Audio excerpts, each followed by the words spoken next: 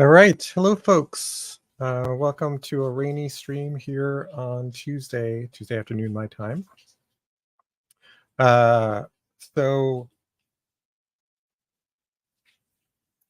I decided to continue picking up from where I left off on my last writing stream. We were looking at this stuff. No, this stuff. There we go. This stuff. Which is HTMX, WebSocket, Spring Boot, and basically looking at the different aspects and basically all the pieces that I used, that I discovered, that I learned about, that I implemented when implementing my countdown timer, or actually rotation timer, not countdown timer, rotation timer for my ensembler, which I will get back to. But I thought, since my brain is not fully in gear, I did a presentation on my TDD game this morning. And since it's raining, so I can't go out and do a run, I figured I'd do some writing. So let's see where we left off in our writing. Go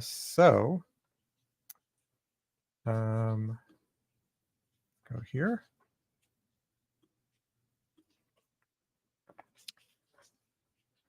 So one of the things that that I introduced or was starting to write. So I want to write about HTMX, how the swapping works, what's called out-of-band swapping, and basically how you can then use those to create a nice little tool. And one of the things I realized as I was writing this, which is why I like doing it when I like writing tutorials on stream, because it forces me to narrate, and I find that that's where I can find those corners that I don't quite have fully understood.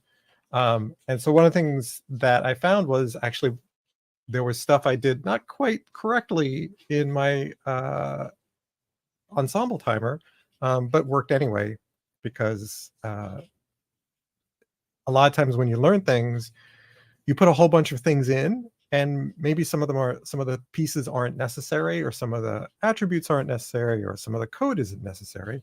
But you're not quite sure what actually is necessary. And so one of the things I want to do with this tutorial is very much kind of explore what's necessary and what's not. So I wrote some examples here with targeting. So let's go ahead and run it and remind myself, if nobody else, where I was. So let's go hit this page.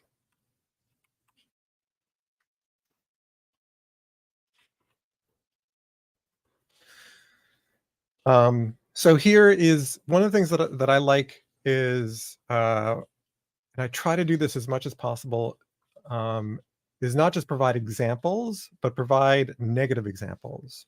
One of the things we learn from is not just what the right way to do things is, but what happens if you do it in kind of the wrong way, and that can help us understand things. Oh, hey, Josh, nice to see you. So this is the second stream I'm doing with writing this stuff. So there's one more before this one. And then there's the stuff I've been doing for the past like 2, maybe 3 weeks on Ensembler.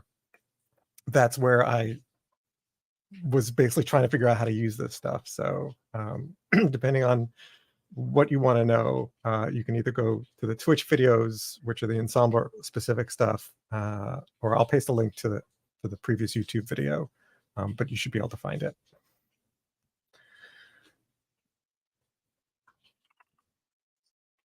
So what I did was I kind of colored this a little bit to sort of indicate this is the right way, or a way that is sort of proper. And this is the not quite appropriate, proper way to do that. So let's see. Copy that link. Yeah, so for those of you who aren't as good at searching, there's the link. So I think the fundamental aspect of what is HTMX is you could totally write this in JavaScript. And honestly, it wouldn't be a whole heck of a lot of JavaScript depending on what you're trying to do. But the idea is that I don't have to write JavaScript and I can do it more declaratively. Um, why wouldn't you?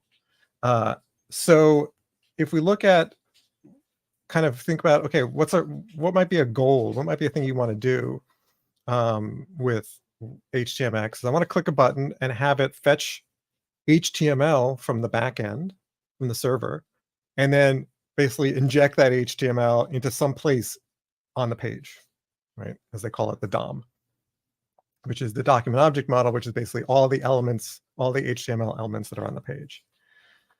So unlike the HTMX documentation, I like to show you kind of the before and after. So one of the issues I've been having with the HTMX documentation is it kind of shows you how to set it up, but then doesn't show you, well, what does it look like after it's retrieved the information from the server? What does that look like? And what exactly does some of the stuff mean? And I think that's, the nature of sort of documenting your own libraries and products can be difficult because you have the curse of knowledge. I certainly did not have the curse of knowledge, so I came at it from a very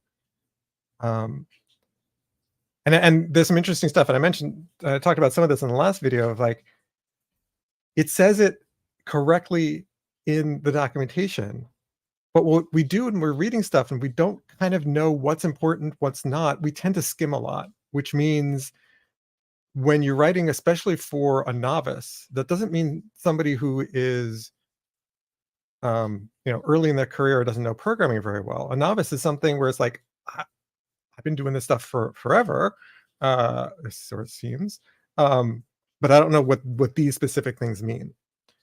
And repetition and good examples, right? We tend to, when we're looking at tutorials and so on, is we tend to, at least I tend to, and I find most people do, is you just look at the example. In fact, sometimes you might skip all of the actual narrative and just grab the example and paste it in. And this can lead to problems. So one of the problems that I talked about recently was when I was pairing with Mike Rizzi, we were trying to call a method using some stuff from the documentation, but because there were two places, there was an enum called dispatcher type, same name, same values, but in two different packages. The documentation didn't say which package to use. Now it's kind of obvious. You try the one, that didn't work, so you try the other. Oh, that worked. But what if there's 5 packages or 8? I've certainly experienced that. Then it's like, well, which one do I use? And so I find that examples that are incomplete or partial and leaving out some details, you may not even realize it if you're writing it yourself, but that's why you should have test readers as well as people who test your application. So anyway, so what I want to do with this tutorial is very much what have I learned, and provide some good solid examples. Hey there, Tukes, welcome. So this example, the targeting example, is basically how does the HX target thing work? Right. So I want to replace the div, right? So my goal is to replace this div with content received from the server. So I might have an ID here, and I've got my HX get, and maybe not knowing quite how this works. Yeah, Veganize. Yes, absolutely. Import everything from Java X Swing. That will totally fix everything. I love Swing. I mean, I don't know. I really liked using Swing. I did a lot of work with Swing. I taught a whole bunch of courses with it, developed non-trivial applications with it. And every time I try to use Java FX, I'm just totally lost. It's again, it's like I know how AWT works underneath. I've custom written stuff on top of AWT directly. but JavaX I just haven't worked with enough to get that, starting to get that intuition. So here we do an HTMX get replace div. So what this does is it does a get request, takes whatever's returned, and the question is, at least the question I had, was where does that go? Now you might not want it to go in the button, but that's where it's going to go because you didn't specify anything else.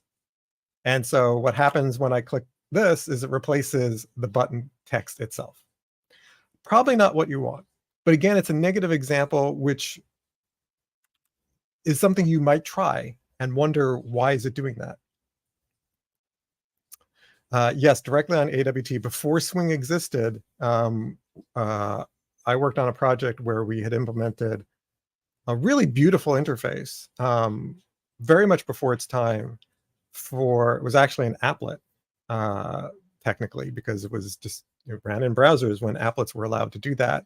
And it was called Design-O-Matic, and it was for designing custom stationery. So very much before its time, very much ahead of its time in terms of anticipating what Swing would do. And so then when Swing came out, it's like, oh, of course, yes, you solved it pretty much the same way I did. It was just bad timing all around. Product didn't go anywhere, but it was really nice. I wish I could find the source code for it. I know it's on a floppy disk somewhere. Floppies. Tukes mentions, while trying to improve typing skills. Do I type with my 10 fingers? No, I keep trying. Every few months, I make a concerted effort to start learning how to type properly again, and it's really hard to build that habit. I forget the names of the tools. I'd have to look them up if you can't find them. There's some that are typing tutors that are specific for coders. And I think that's the best way to go, because regular typing teachers, they're not going to teach you a lot of the syntax we write is, curly braces and parentheses and equal signs and plus sign and all that kind of stuff that generally is not what you get practice with most typing tutors. So look for a coding specific one. Yeah. In terms of keyboard, I mean, I can tell you it's a Keychron. I forget the exact model. It's a 10 keyless. But the thing about keyboards is they're very much like any other sort of personal item. You got to try it. See if you can try it before you like it. Some people, especially mechanical keyboards, everybody's got an opinion, and it's totally valid for themselves. So we know that what HTMX does is basically whatever gets returned is by default replaces the inner content, right? So the text that was on the button gets replaced. Not what we want. What we want is we want to target where the return value from that get goes. So in the working example, we add on an HTMX target.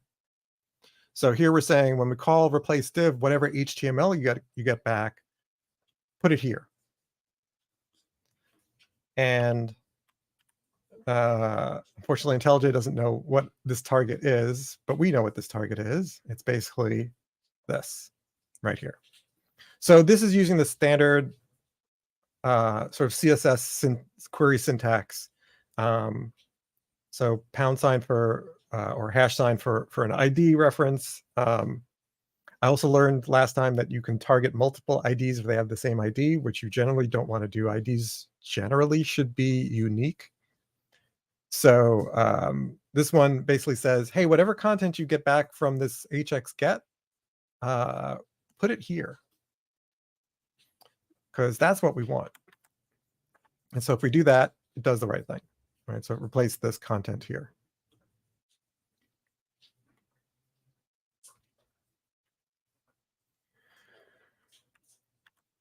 Now you might want to do something where this is what I call these two are basically controlled by the client. The client is saying what the target is. Either it's not saying it at all, in which case it doesn't go where you want it to, or here it's basically indicating I want the target to go here. So the client is deciding. Here, the server is going to decide. So we're using what's called an out-of-band swap. So here again, we've got our HX get with no target. And as we saw with the first example, it would go right here unless we're calling the replace div target OOB. So that's this one. And notice what this is doing. So this is saying this div has this ID, and what we want is the out-of-band swap to be true. Which what that does is it tells HTMX when it receives this content, right? When it receives this HTML, to find this ID if it exists. If it doesn't exist, I'm not sure what happens. I think it just ignores it. But actually, that's an interesting question. We should try that out. So it looks for where this current ID is, and then swaps it with this content. Because we said swap. And so out of band means the scope of the HX get was this button. And so it's out of scope. I find the out of band terminology to be not misleading, but just confusing. Because I always think of out of band as some other way of signaling. And maybe that's kind of it. But I think what's more important is it's out of the scope in which the get was performed, right? So here the get is, it's on this button element. Therefore, the scope of that is this button. And therefore, if you do nothing else, it replaces the contents of that button. But if I want it not to replace this, but to replace something up here, to me, that's an out of scope, out of tree hierarchy, whatever you want to call it. We can specify the target, but the target can come from, unlike the client before where we did an HX target, the server can decide where is this going to go. So it's going to go here because that's what we said. So when we click it, it kind of works, right? We got the replacement in the right place. The problem is the button now, its content is gone. Hey, Sinbleed. I am currently using WS, but I don't know that it would matter. I'm only doing that because I'm not on HTTPS locally. But it should totally work WSS. So this is a problem because I'd like the button not to lose its text. And if you think about it's like, well, why did it do that? Well, what happens is the out of band swap, right? So this is the HTML it got back, and that gets sent back to here. And HTMX says, oh, you're doing a swap out of band, so therefore I'm going to match the target and put it there. But because you didn't say a target here, it means whatever other content. So you can actually have multiple of these out of band swaps. You can target 5 different things, 5 different places, and return that all in one HTML call. And so basically what HTMX says is whatever's left over that doesn't have an out of band target gets put in the button.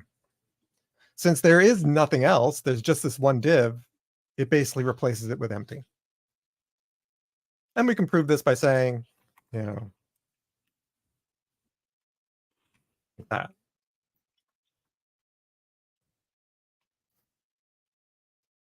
And if we restart it,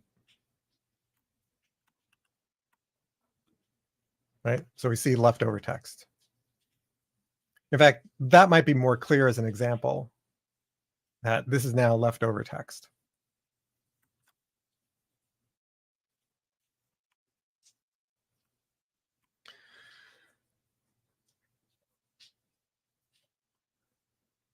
So, but what if you don't want to change the button? What do? Well, what you do is you tell HTMX, and by the way, for this element, don't swap it. Um, so you can tell it with this hx swap, because what it's doing is it's taking this text and sending it back. But if we say hx swap, then it basically ignores it.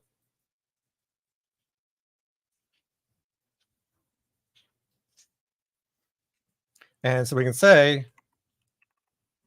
leftover text.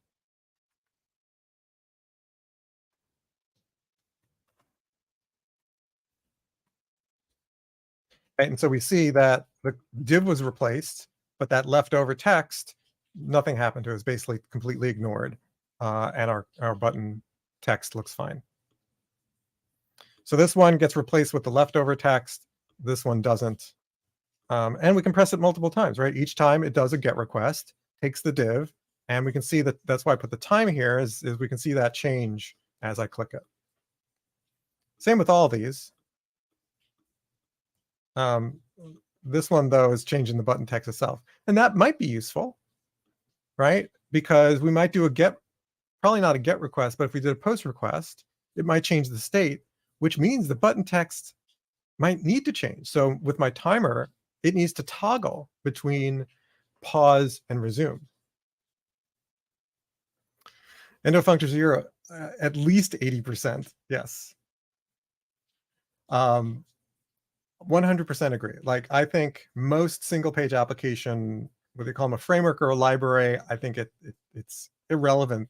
To me, the question is do you have like a separate build cycle for your front end? And if you do, I find that really problematic. I find that a level of complexity that, yeah, I agree, 80% of the time is not warranted. I mean, honestly, they could have been done. I mean, again, HTMX is not some magical thing. It's, JavaScript code, not a whole lot of it. But what we tend to do is we tend to copy. We tend to copy what we see. And so this is where you see, shifts in the industry happen, because people start saying, oh, this works really well. And then people start using things without being thoughtful about, is this complexity worth it? It's not to say never use React, Angular, Vue, but be thoughtful about it. Does this complexity that we're about to take on, and you may not even understand how much complexity you're taking on, is that worth it?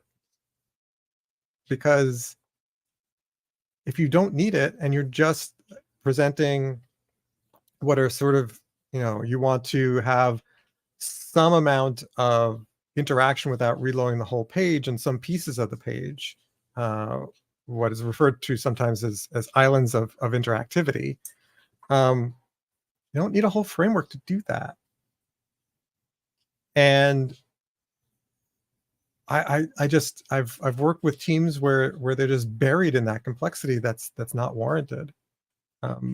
There are certainly applications that are heavily interactive and hold a lot of state and a lot of complex state. Certainly something like, where it's not just, what I would call a business app. There's certainly a lot of those where that complexity is warranted because you're getting a lot of functionality. Hey, sweetie.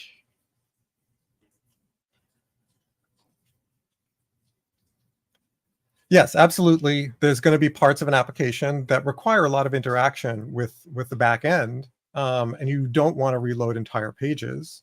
And this is where I think is the sweet spot of something like HTMX.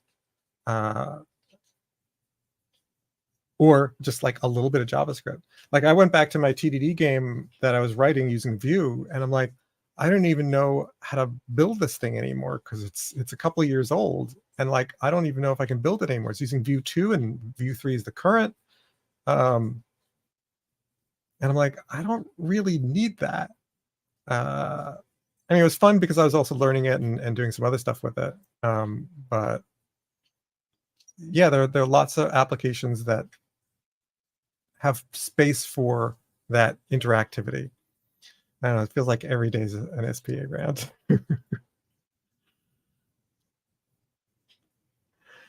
Absolutely, if you need that complexity, then you better test drive it. And there are folks who I totally think know how to test and TDD your front end complexity.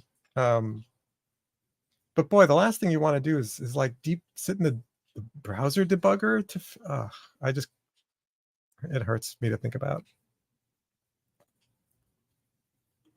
Yeah, I wouldn't be comfortable either. Ah, I interrupted you're watching it.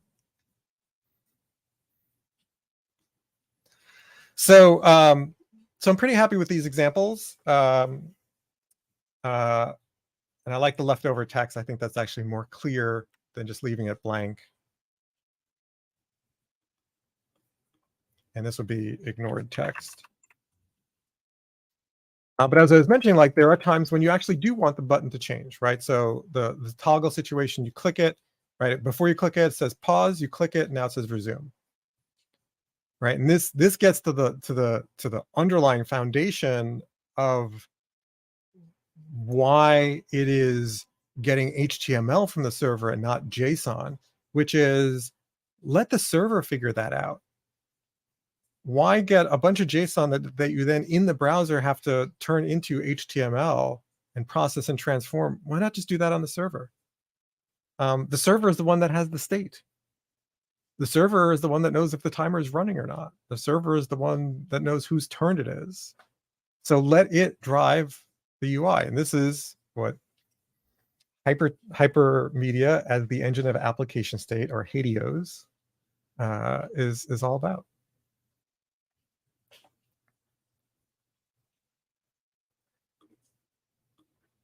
Yeah, I mean, if you don't have much state, right? To me, what do you test drive? You test drive decisions. You test drive places where there's some kind of decision statement. Because I mean, yes, there's some other stuff in terms of wiring things together, but a lot of what we're testing is like, in this situation, did it make the right decision? And therefore, the state has changed in this way. But if the front end isn't really holding any state, you don't need to TDD it. Like, I don't generally do much testing altogether for my front ends, which means I do run into some problems, but they're easily fixed and usually obvious.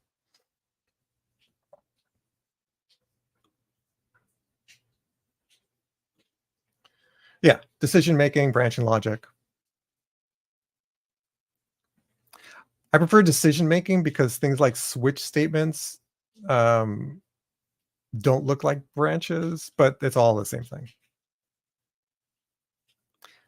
Yeah, I I might go that far.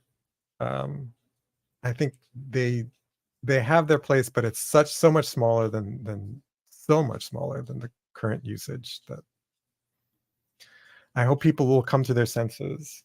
And because HTMX has become popular, I think it will help push things sort of back to where I think they should be, which is, maybe 5% of the apps need the React Angular view level of kind of front end. And then there's just purely custom front end, like a Canva where you're doing design stuff, or a Figma. You're gonna need so much more control that a framework or library isn't gonna do it for you. All right. So let's see.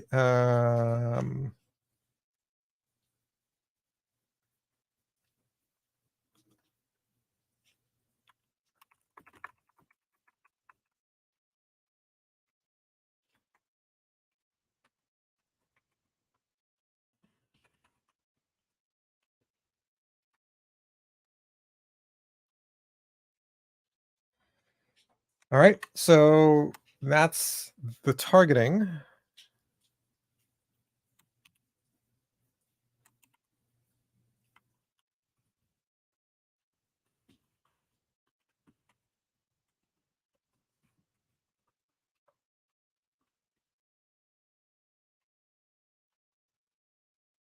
Let's see. What have we got? Oops.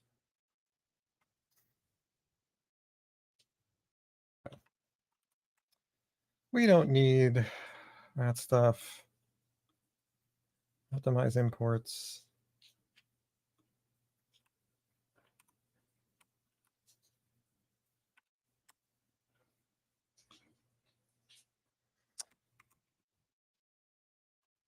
So one of the things that that HTMX provides is, in a sense, making everything clickable, right? So I was clicking on a button because I think that makes sense in that UI, but you could totally have just a div that is clickable. I I don't know how I feel about that. It gets into accessibility issues. Like if you've got a div and clicking on it does something, that makes me uncomfortable. And yes, I know you can sort of put what are called area roles and things like that. It just makes me uncomfortable to have um, what's basically an interactive element that fetches updates or changes state on a server and have that not be an obvious thing. Uh, so I'm not sure how it's possible. You can basically put an HX get on anything. But if it requires you to click to do it, then I'm not sure about it. If it's reloading itself because it's like on some timer or something, that's different. Uh, but I'm not so sure about this.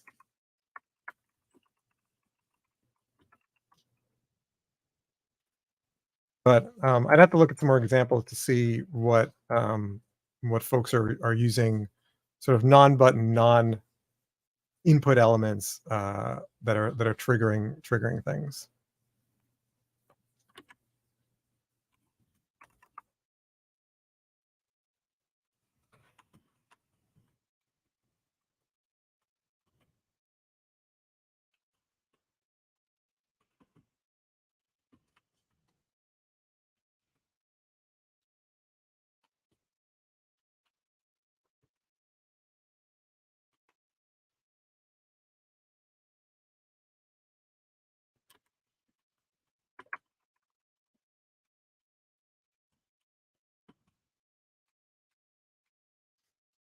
All right. What's next?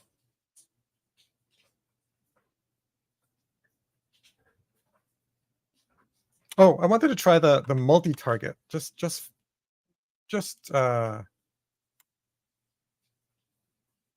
yes, I care a lot about accessibility vagrants. Yeah. So thanks. Let's do the multi-target thing. So let's duplicate this.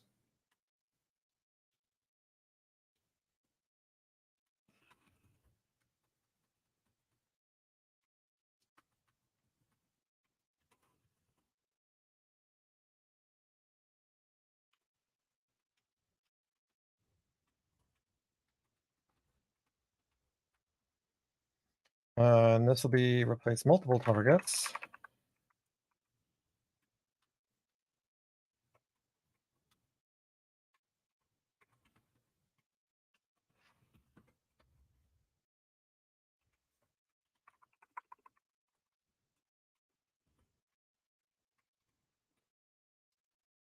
So we'll create a new get mapping.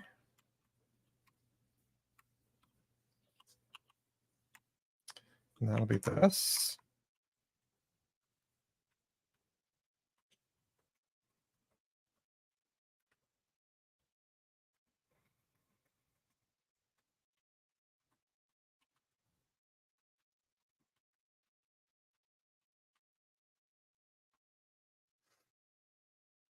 Very nice. Yeah, if I'm not doing ensembler work, if I'm doing stuff like this, I'll multi-stream, or if I'm pair streaming, then I'll multi-stream.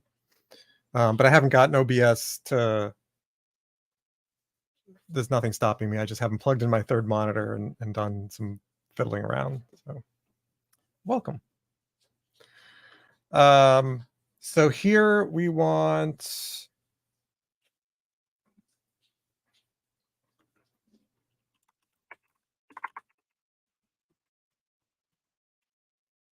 the targets.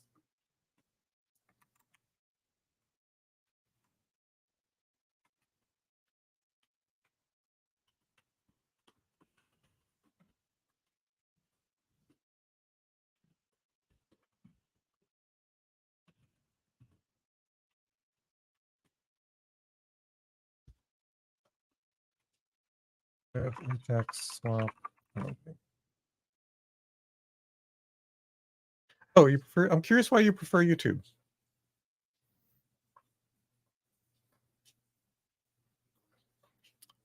Twitch has much better chat.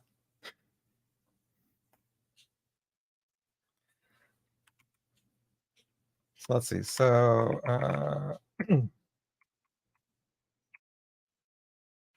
let's put something up here.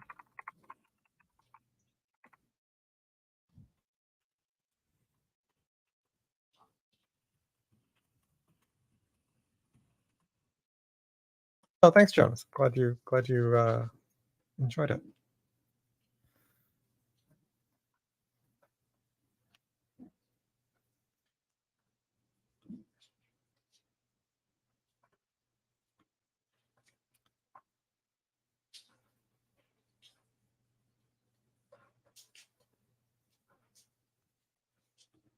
Okay. So we want another target for replacement. So we need to do an ID equals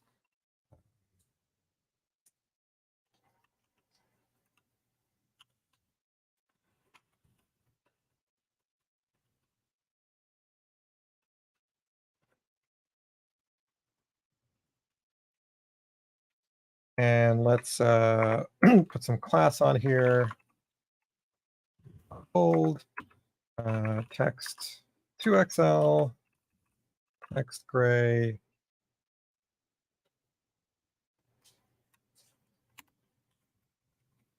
Good. What does that look like?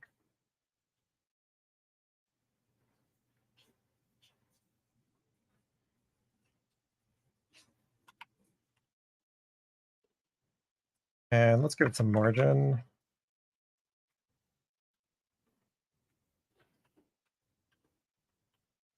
There we go.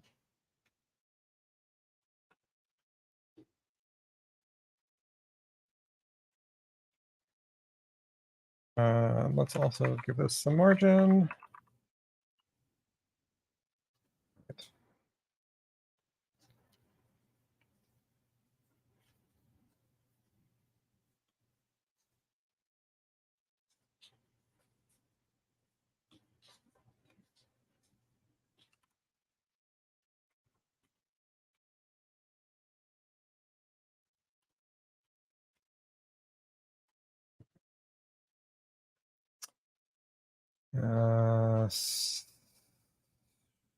Let's actually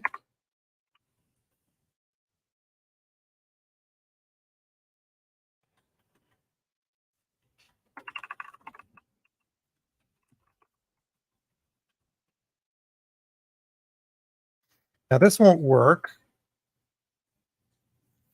because we've got to swap none. Let's try it.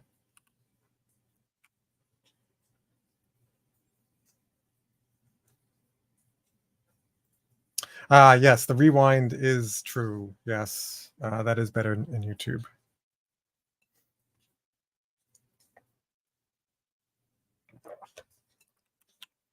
Yeah, YouTube, the only downside of one of the biggest downsides of the chat is y'all can't post links, period. End of story. Not going to happen. Whereas on Twitch, I can allow it and stuff gets held appropriately and things like that.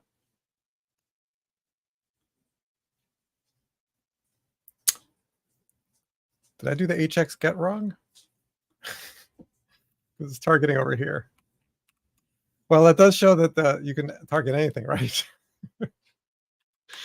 What did I mess up? This should be this one.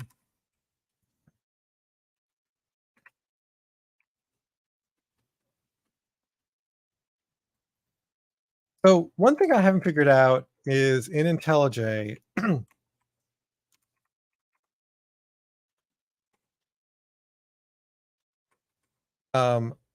there does not appear, as far as I can tell, to be a more permanent way to inject a language into a string.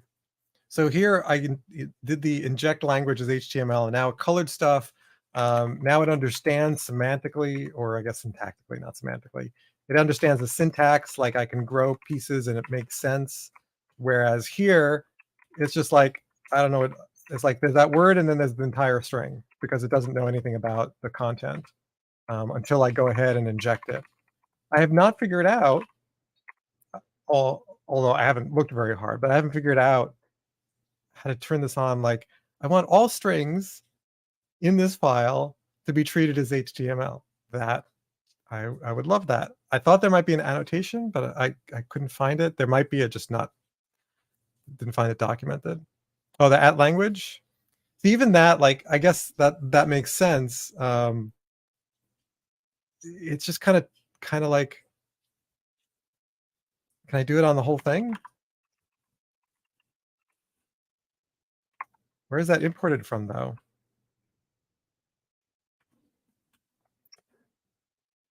I'll have to figure that out because it's really annoying. Because every time I load this file, like I didn't, uh, closed and reopened the project, and those temporary injections are gone. Of course, it did say it was temporary, but I asked the AI assistant that it couldn't help me.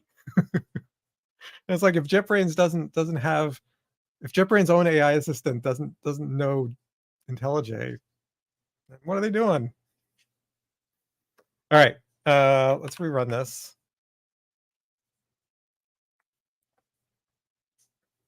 All right, reload the page. Okay, so it replaced this text. This one replaces that one. And notice it replaces the entire element. So it's not just the inner text, right? It's not just replacing this part. It replaces the entire div. And we can tell because the color changes. In fact, that might be a good way to do that is let's do, in addition to the swap, let's also do a class. Whoops, come on. We'll do a border, but a different color.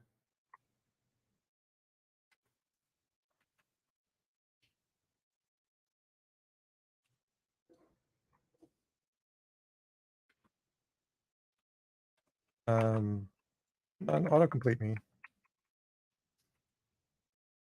Sure, let's do border green 300. We'll do a background.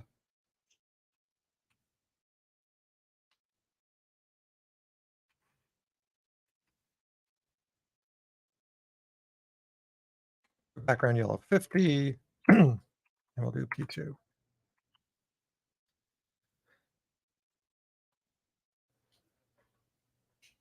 Oh, and we can get rid of that ignored text. Um,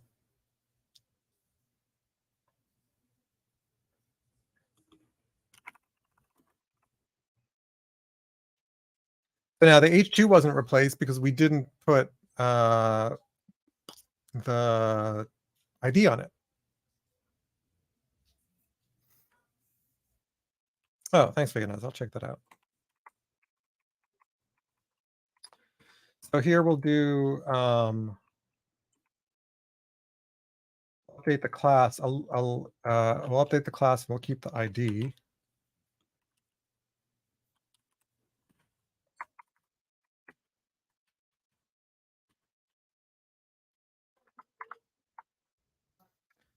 We'll make it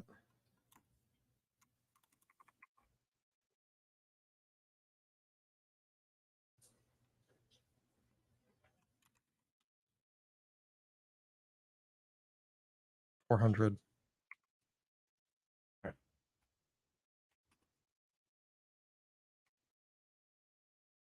That's what I was looking for. I was looking for the statement version of that. Well, let's try it.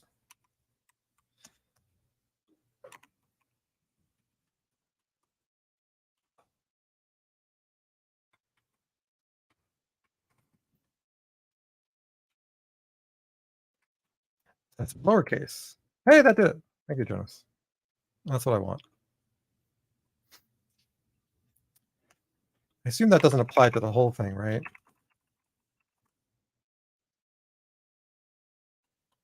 assume that's a statement thing. So it's probably a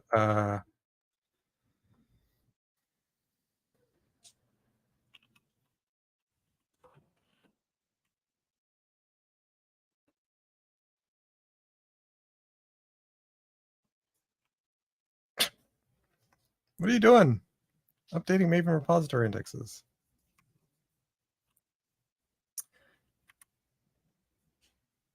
So that can only target a method. It cannot target a class, which I guess makes sense because you wouldn't target a class. You would only target a method, a field, or local variable. That's too bad. But the language HTML is good enough. Oops. All right, so we reran it. Let's go check out our pages here. So we see that this background changed color when it was refreshed. And this also changed. Did it not? I actually don't know. I don't think it did.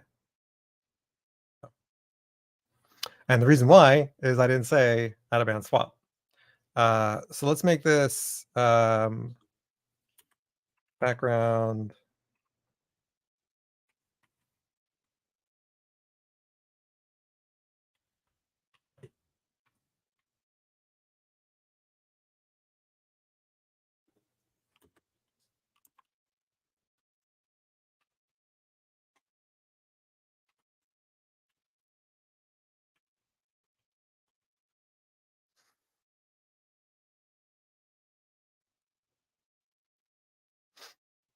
Nope, appreciate the link. That's great. So let's rerun.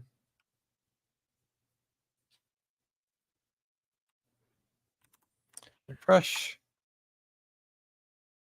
And so we see that this was replaced and this was replaced with a single button click and a single return of HTML.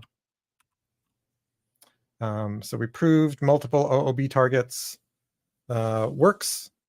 Unsurprising because that's what it's designed to do, but good to show an example. And because we changed the classes, we are also showing that it replaces the entire element as a whole, not just the inner text.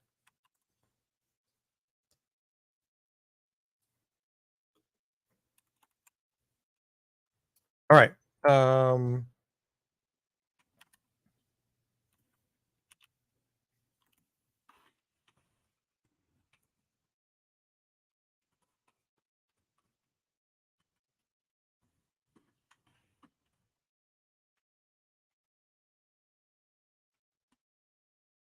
What did it add to my POM?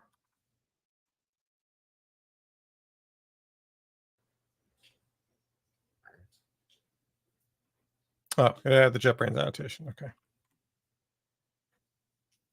I usually actually have that in my projects. I don't know why I didn't have it in this one. All right. So I think we're done with targeting. So Jonas, not only will the repo be public, but this is part of what's turning it. What I meant, I wanted this to be like a quickie article, but I can't help myself. So it's going to become more of a tutorial. So the repo will be available before the article is done. Is what I can assure you. And then the tutorial will use the examples from the repo. And that is the reason I'm creating these examples, is we learn so much from examples that it's a shame not to have good ones. And so notice, so I always go meta when I do these things. Notice the sequence of these examples, right? I didn't start out with, hey, let me go and target multiple IDs with one HTML string from the server, and here's how, look how it replaces a whole bunch of different things, right? That is what I see from most tutorials, is you jump from like, here's how you use one thing, and then here's how you use 5 things all together. And I'm like, wait, no, back up a bit. And especially negative examples, like what are the mistakes that people make? I made mistakes. What were they? How can I document them so that people not only can learn, like, oh, that makes sense. That makes sense. Why is this not working? So that's what I'm trying to do. Uh, all right.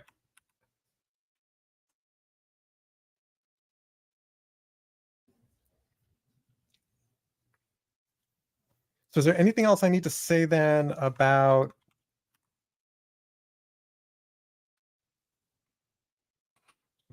swapping?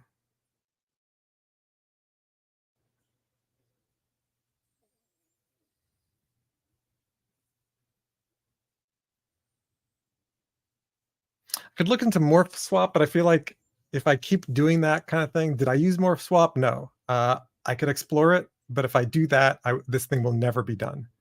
Um, so what about morph swap?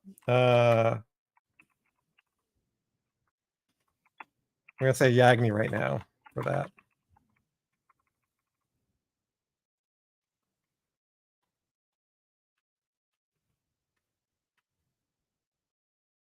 Yes, I want that.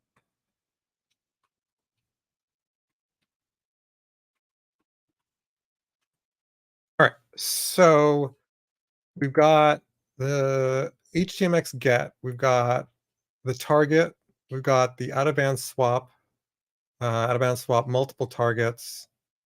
Um, so that's all fetching information from the server. Uh, now changing state on the server um, via HX post.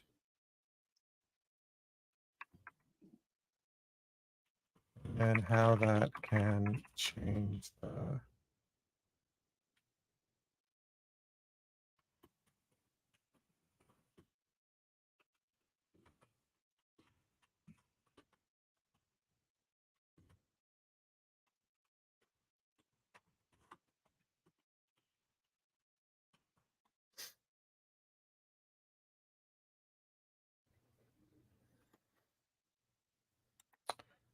and so then I can finally get to WebSockets.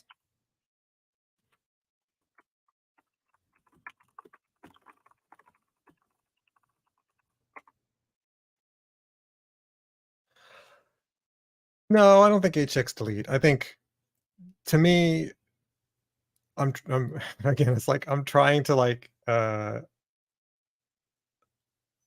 give just enough, especially sort of along the lines of what I needed to create my timer.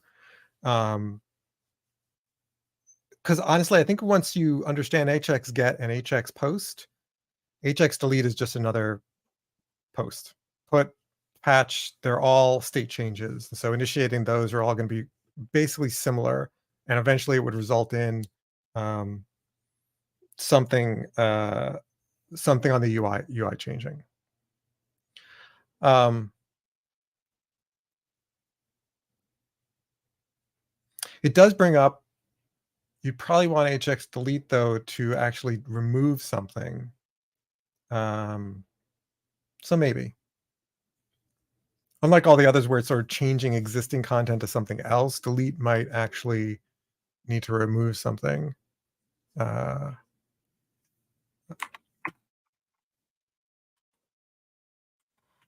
put that under maybe.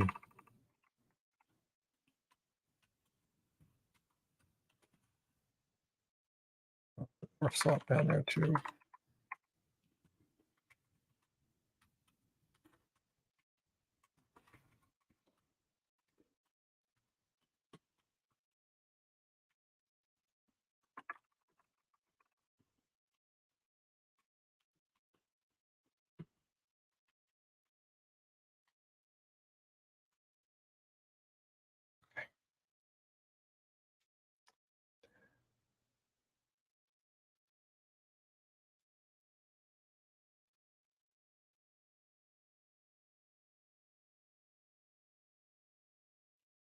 See, now I want to go look at how it do that with delete.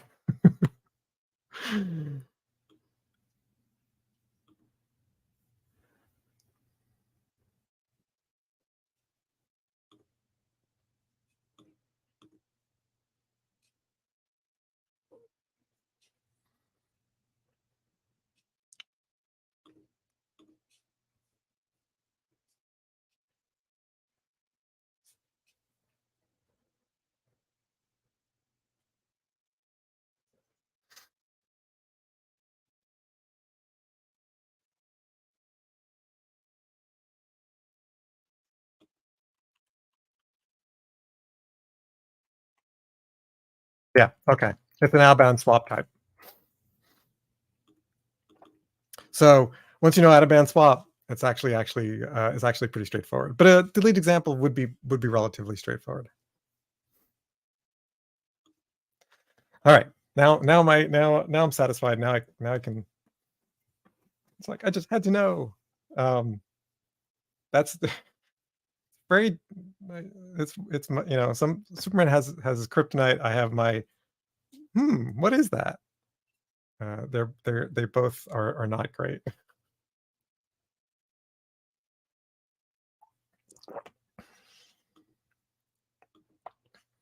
So swapping. These are all the options uh, for the HX swap. Um,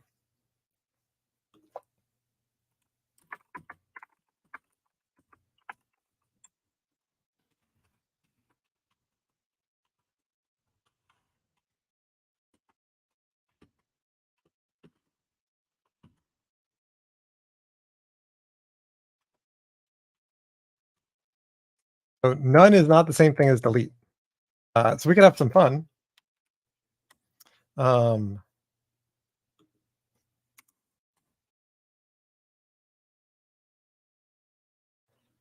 so I think you could do button. Well, the button doesn't have an ID. Let's give the button an ID.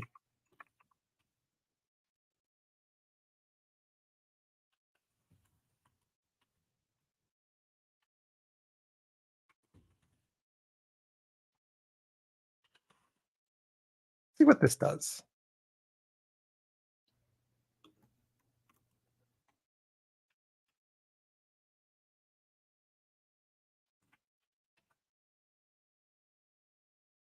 I find it interesting that IntelliJ on the right side, because it's inside of a Java string, auto prefills a single quote, pair of single quotes. In the HTML, it prefills it with a pair of double quotes, even though on the right, it's using text blocks where it could introduce a single quotes in double quotes. That sounds like an issue I might want to file. Replace div.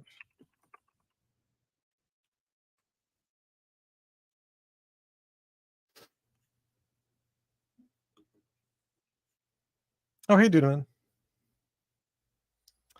Oh, I missed the dark mode. Sorry. One thing that StreamYard does not do is forward reward requests, which is actually really annoying because I have to explicitly switch over to the Twitch chat in order to see that. So sorry about that, Tooks. I will redeem that.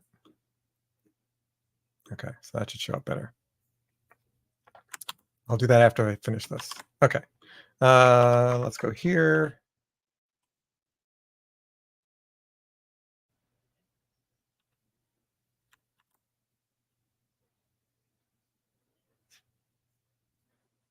Oh, I put it in the wrong place.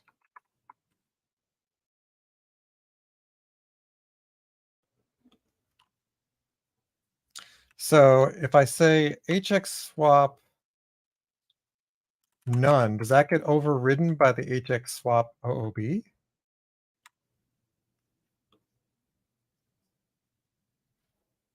Let's see. It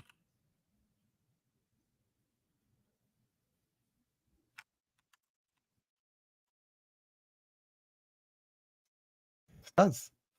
Button's gone. Yeah, do I have my dark mode plugin? Oh no, I don't have my dark mode plugin. I'll go fetch the dark mode plugin.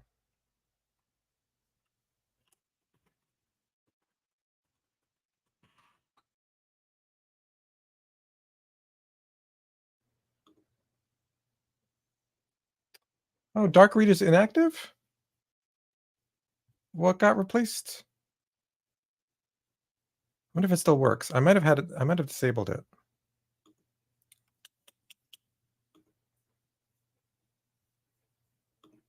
There we go.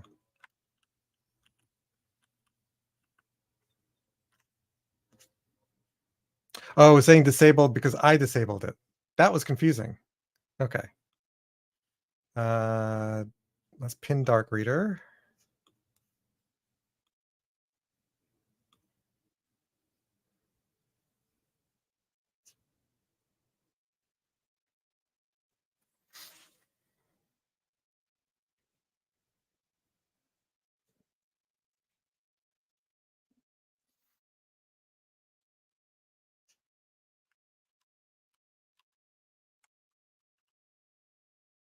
It's interesting that it didn't work on its own page.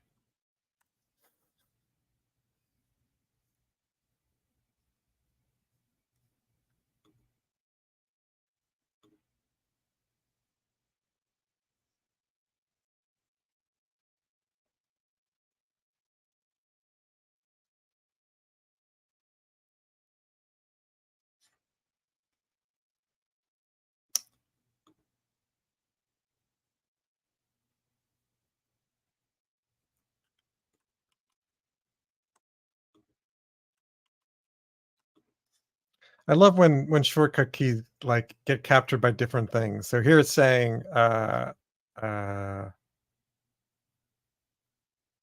what was it? There's a shortcut to add the current site, but that's also this keystroke. So let's do it only for localhost 8080.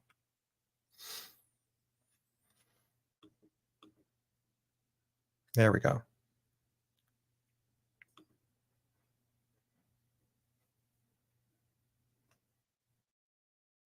Okay.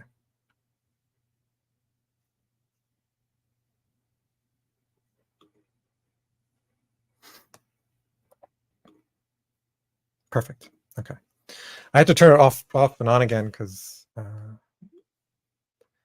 it's also filtering the rest of my monitors, all the rest of my browser windows, but it's just making them like grayscale, like you saw over here. But all right.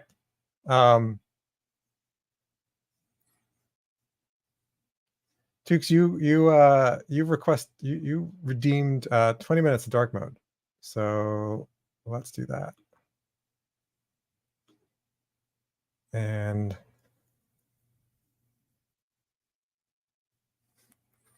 someone remind me in 20 minutes to turn that off because I don't have my usual timer.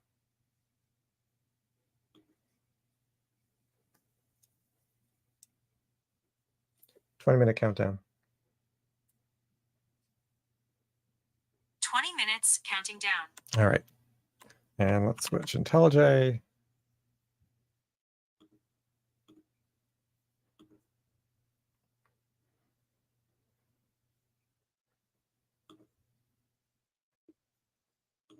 There we go.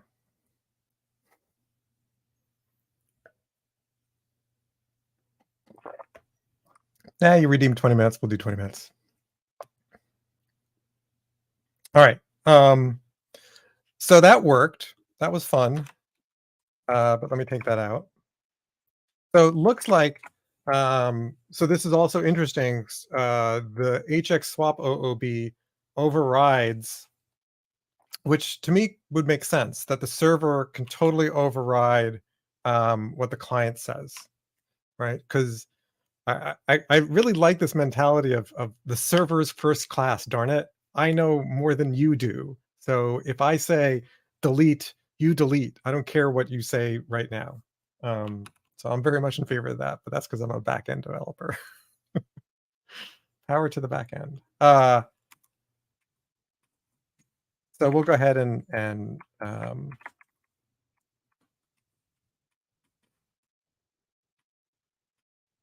do that.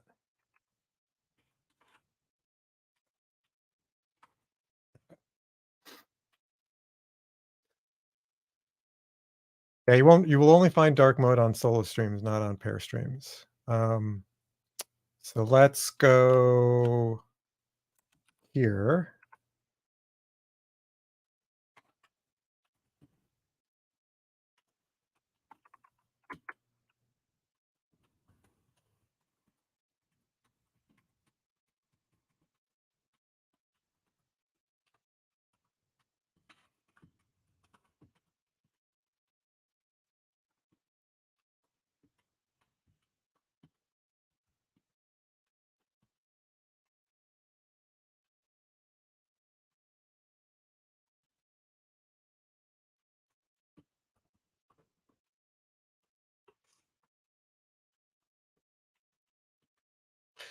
Does it work regardless of the element type, or must the element type match?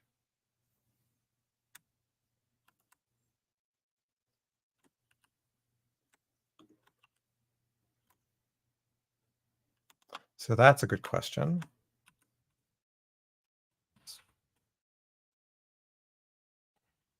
What if this were just a P?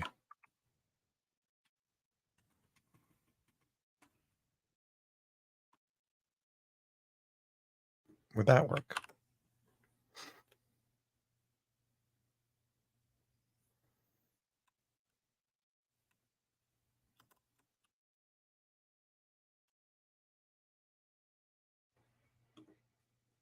I guess it does. And so we can see, we can go to inspect. I guess it doesn't do dark mode for the inspection. Sorry about that. So let's look at the network. Let's reload the page. And we'll, oh, erg. Let's clear that. So we see the fetch. Yeah, I know I could, but I don't plan on being here for very long. So the response, right, was the P, but it actually replaced. So it doesn't matter the element type, it only matters the ID. Totally makes sense. So Tooks, depends on what you mean by easy to test. So I think one of the strengths of any sort of server driven, right, server generated HTML, server driven flow, is that it's going to be so much easier to test overall, because the front end is just sending a GET request, and whatever it gets back, it just puts it in the page. It really has no control over it because you don't want that control. And so I'm not sure how much you were watching me create the timer and test driving that into the server. But it meant that I could test drive the server because the server had all the state. And then once that worked, when I basically plugged in the front end, it pretty much just worked. All right, so we can stop that and we can go ahead and revert that. So we've learned also that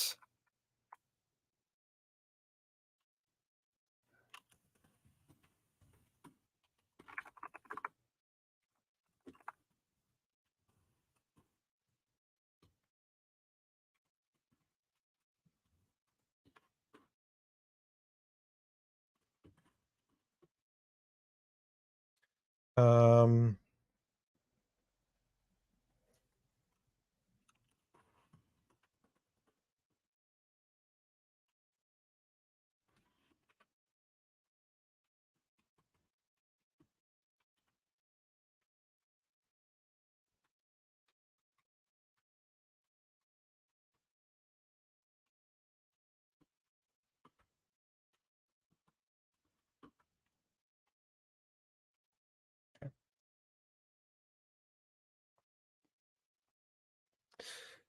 let's see. So what else?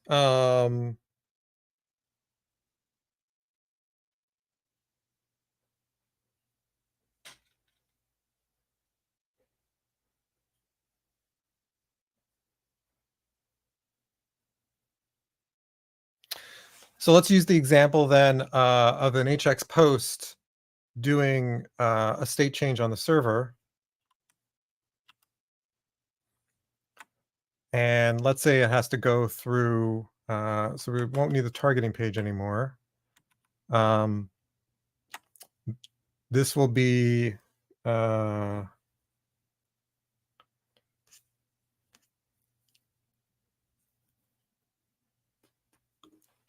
just copy this page. We'll call it,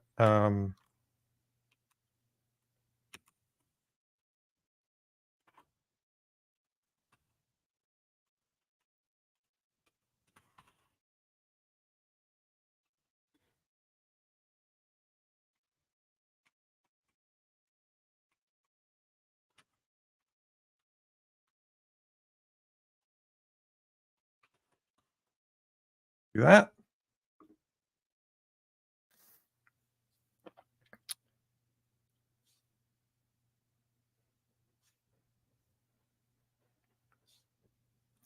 And so let's see. So what do we want to happen?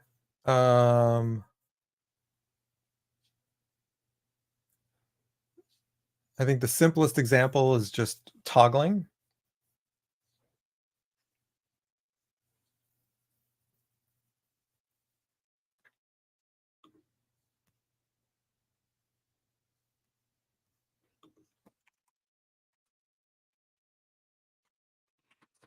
There's going to be an HX post, and I'm going to continue using a button.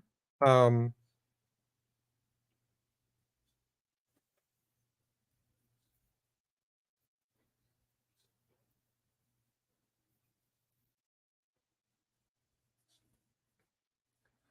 I could use a form, but we'll leave it as a button.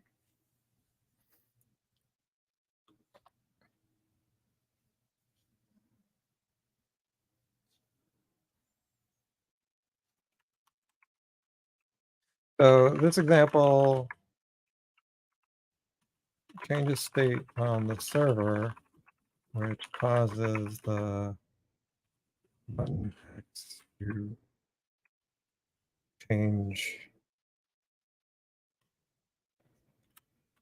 based on the new state.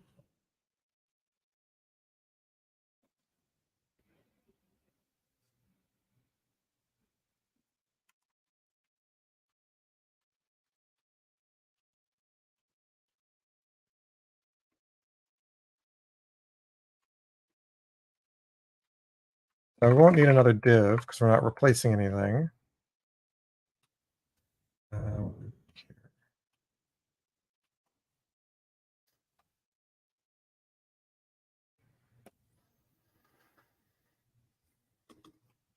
Uh, and so this will do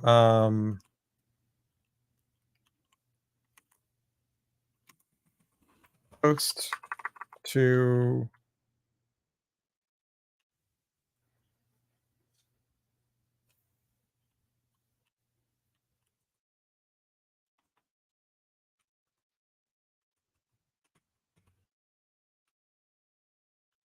um,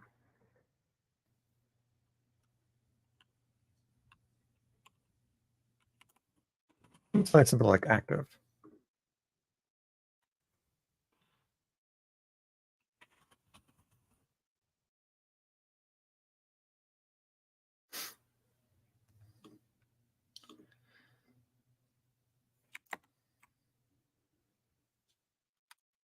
Right. Let's go ahead and create another controller. So one thing to notice is I'm using this at rest controller because what I want is whatever response I return to be treated as exactly what gets returned. If I use just a regular controller, which you might think you'd want to use in this case, that returns the name of a view that then goes through a view processor like TimeLeaf. But here, whatever HTML we want to return, that's what we want on the browser. All right. So let's go ahead and create a new, oops, a new file, new Java class. So this is an HTMX post. Or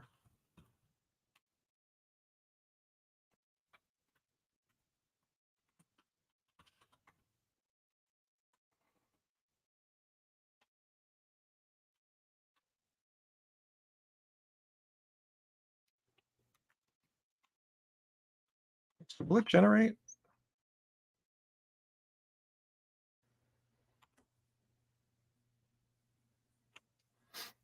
I think this is terrible. I don't think it should make it that easy to create a setter dependency.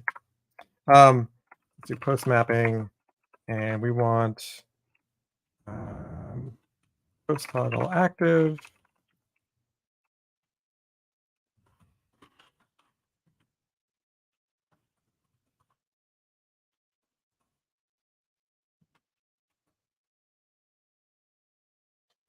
Um,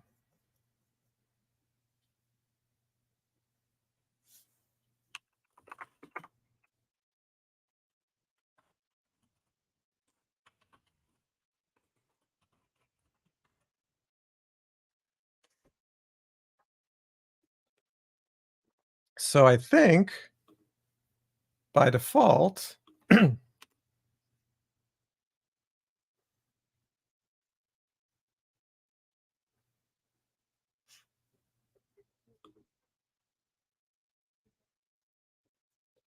gonna put some links in here. Um,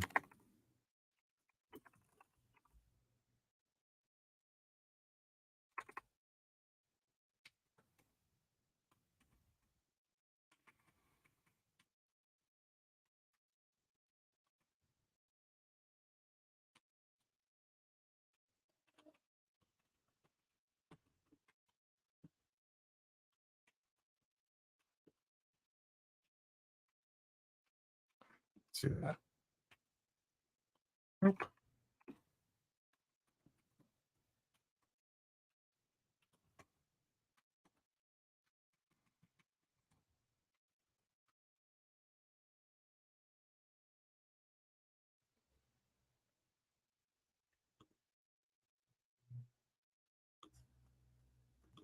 Okay, so let's try that out. Let's run the server. That sounds like an old code base if you've got XML in there. And I'm sorry to hear about your setter dependencies.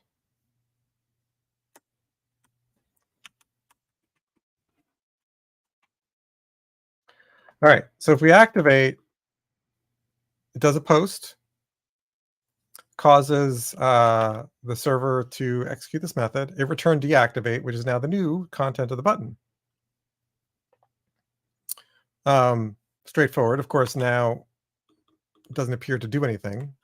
So what we'd like is for this to actually respond and actually change some internal state. I think I want to leave this one.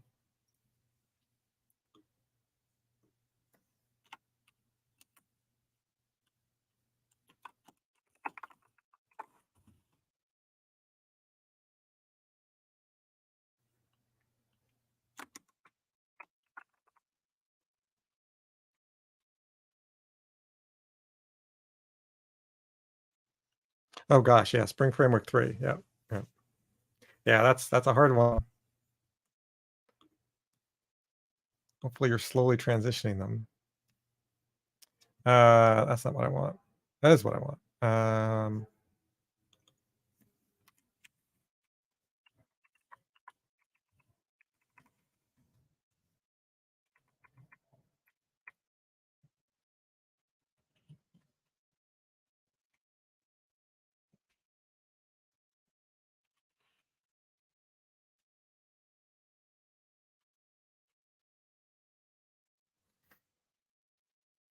Oh right, yes, of course. Spring Framework 3 was not Spring Boot yet,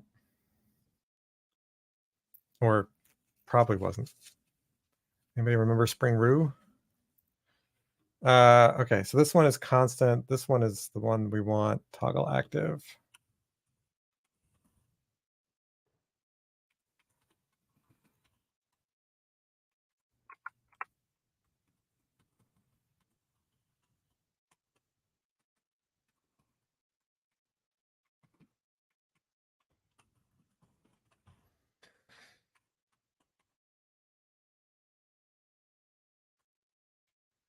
So here, what we'll do is toggle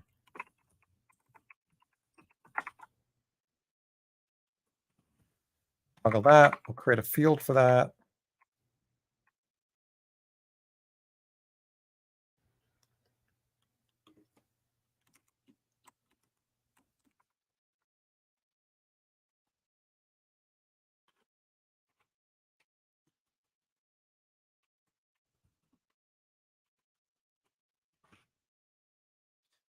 And let's turn this into that.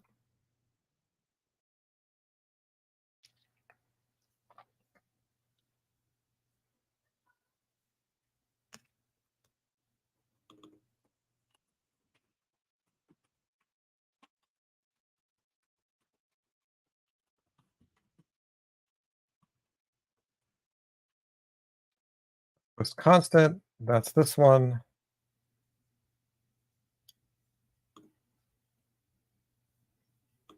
All right, let's run that.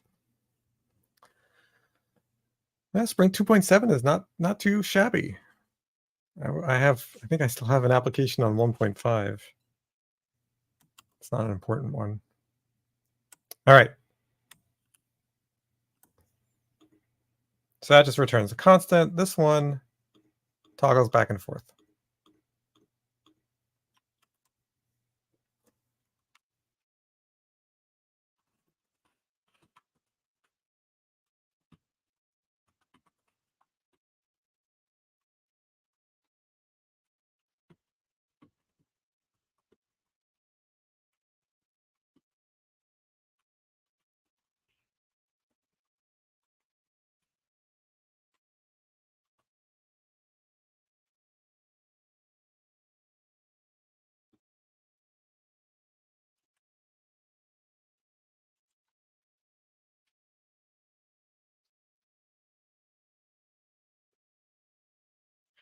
Yeah, this is pressure, especially if you can. It's not the best pressure to use, but it's one that often ends up working. Is we're out of LTS on our stuff, and we won't be getting security updates. It sucks if that's the only pressure point, but it is better than nothing.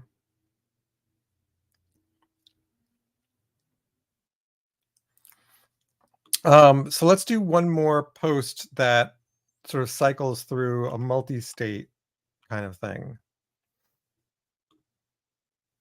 Um, where there's basically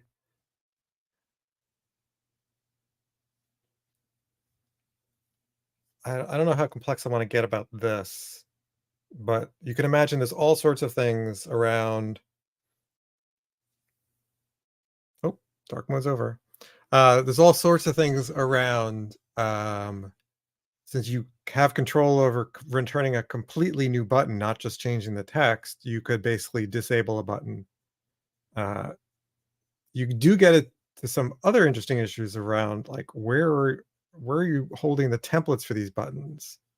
I'm doing all the generation of HTML with just mainly hard coded strings, but this is probably where you'd want to look at using time leaf templates, and so that will not be in my first article because there's already resources out there for that as well. Oh, that's good. So you didn't have to just rely on you didn't have to just rely on. Oh, we're out of LTS. So that's really good. One of the nice things is when a team and an organization prioritize staying up to date, then it just gets easier. That initial push to get up to date the first time is really, of course, not easy.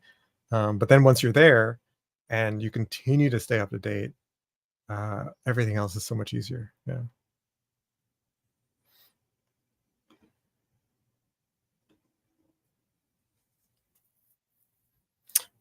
Okay.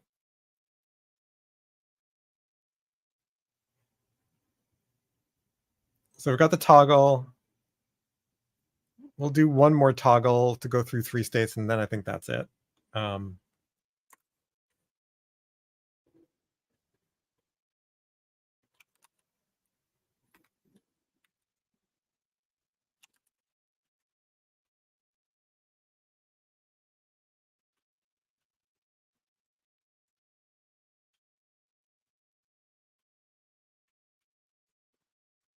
so we'll basically have a one that basically just pushes us to the next state. It'll be sort of like a mini state machine. Um,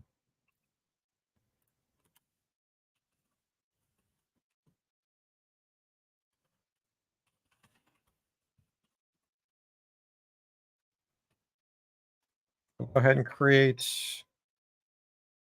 field. Um, Mapping iterator is an interesting choice, but no. Um,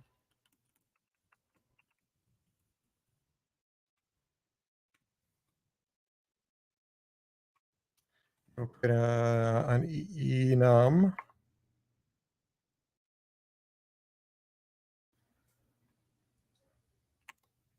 except I don't want the enum here.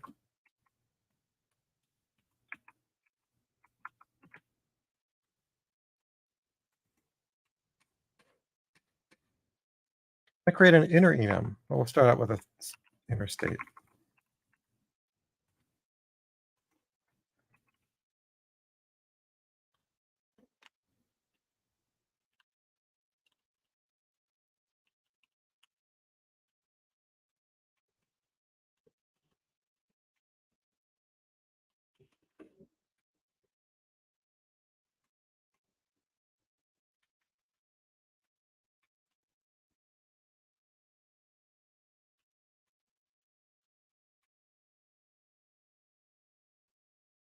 Yeah, I don't think I can do this.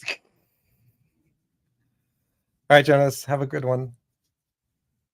Thanks for hanging out.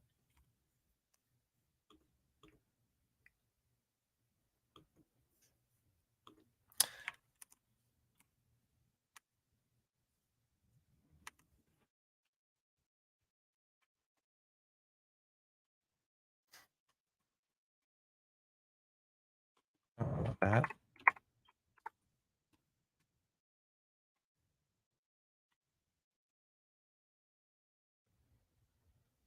See, why would I want get current state? What I want is next state.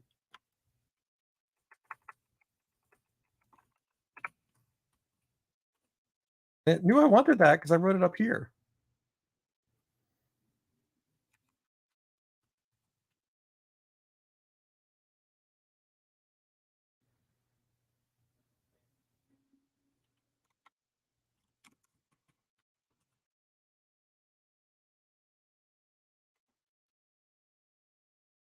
This is just ugly. So let's do this. I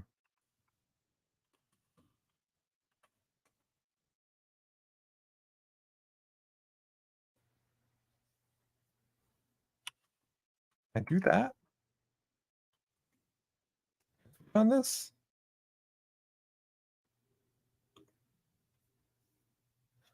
So waiting leads to running. Waiting leads to done. And then waiting.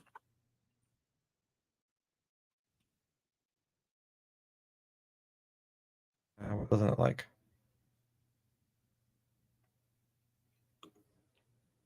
Oh, it's fine. Okay. What doesn't it like here? Ah, okay.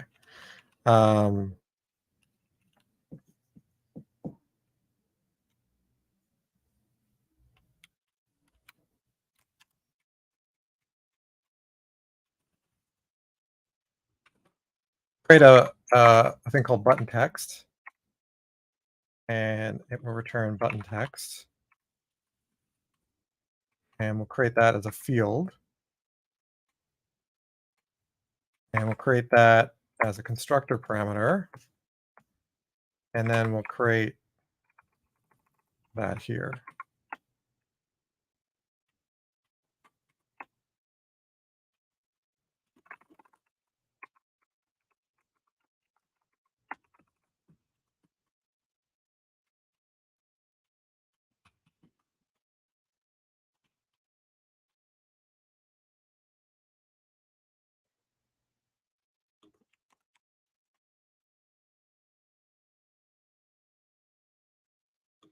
All right, I think that will work.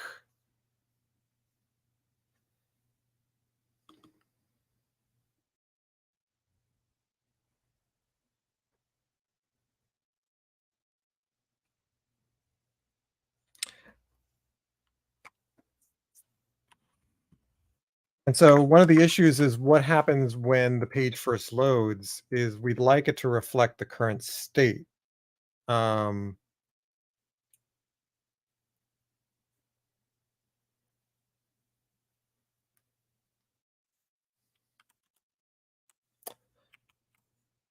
and I'm turning off dark mode because the timer's up. Shield your eyes. So what I'd like to know, polling, triggers.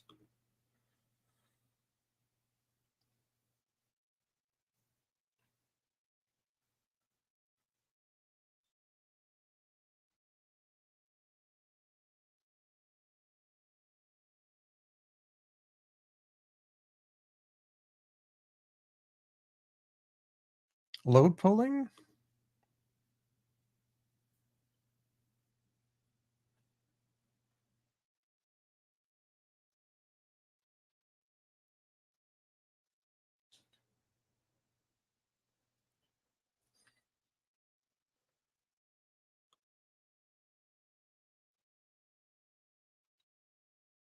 No, I don't want that.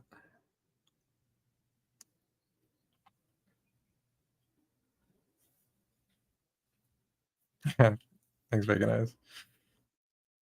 Gotta use enums. Not gonna use a Boolean. Could use a pair of Booleans, but didn't make sense for that. I kind of want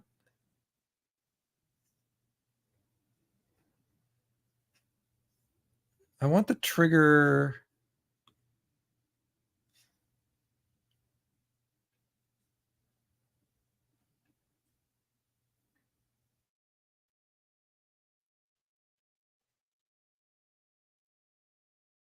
Yeah, I kind of want the trigger to be when the document loads.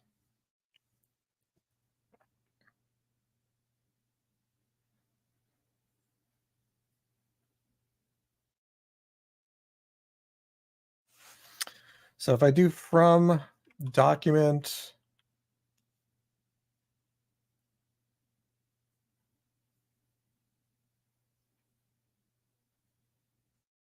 or do I just do load?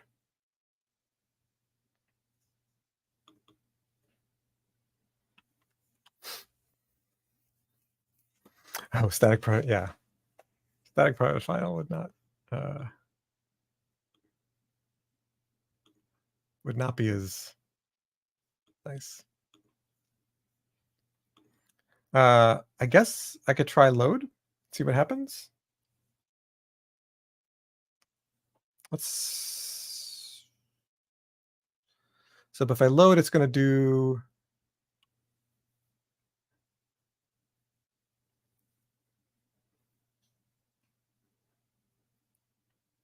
All right, I'll leave that for another example. So what does the state start out with? We'll put it in waiting mode.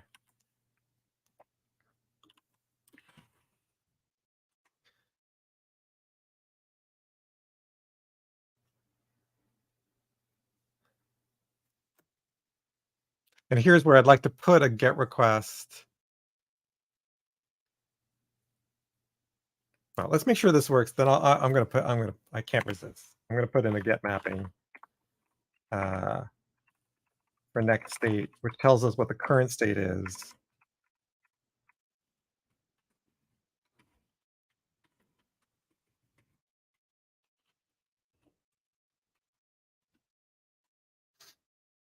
But let's try it without it. So let's run this.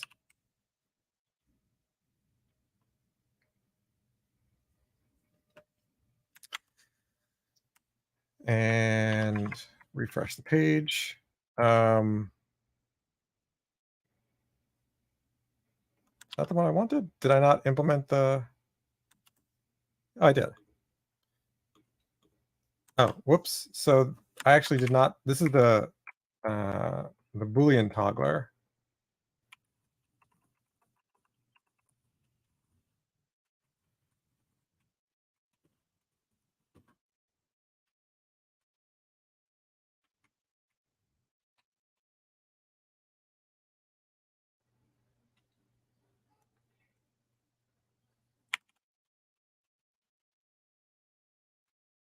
And so then I want another one. Oh, look, I'm still in dark mode. How'd that happen? And so this one is three-way toggler.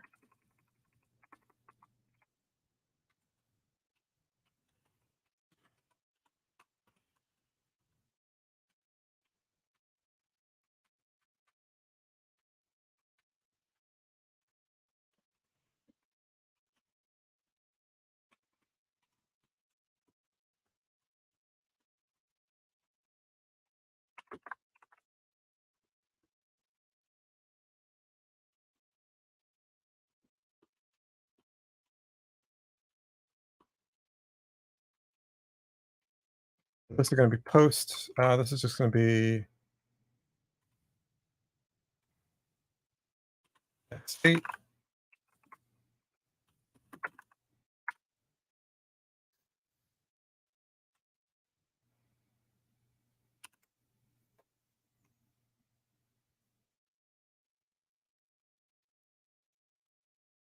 All right. Refresh the page.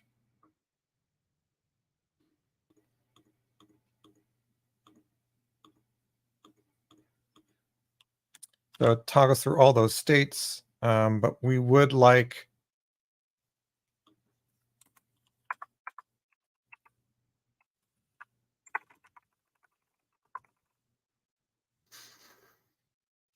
um,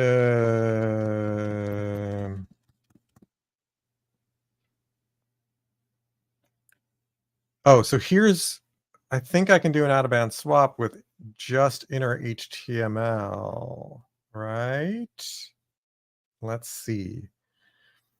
So the get mapping would return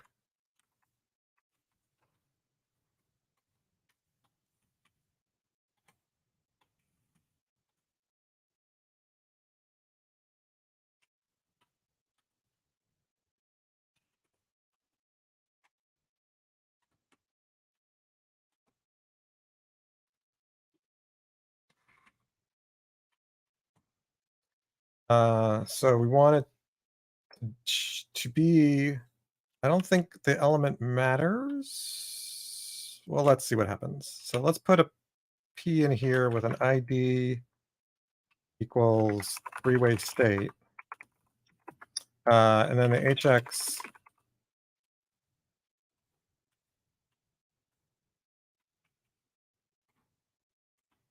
then the HX swap. Having a language injector is really nice because you get all the autocompletes from HTML. So I think that's worth it. So we want the H to be, I think, inner HTML is the swappy stuff.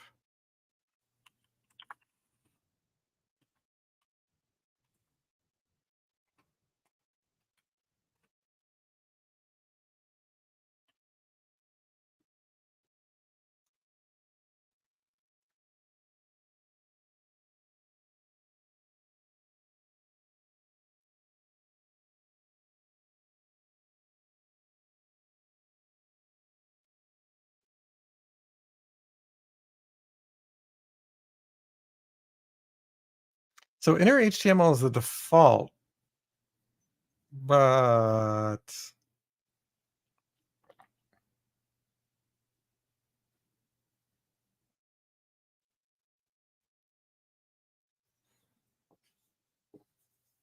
hey, Kuros. Yeah, language injection is so awesome. I need to turn off dark mode because I am getting lost. Sorry, folks. So I don't know if this is going to do what I want, but let's see. Try it out.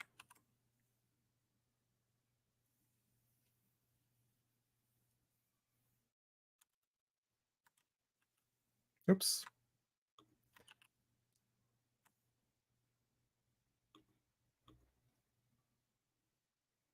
Oh, would help if I actually did the replacement.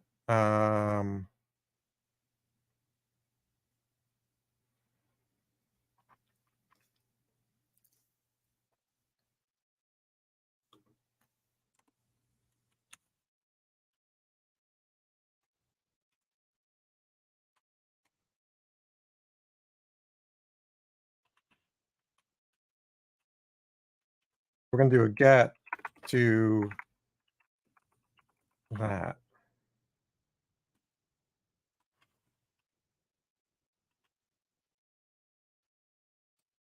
Well, now.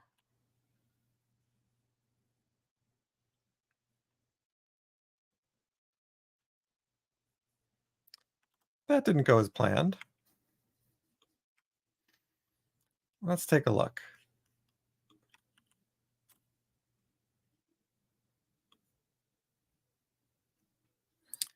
So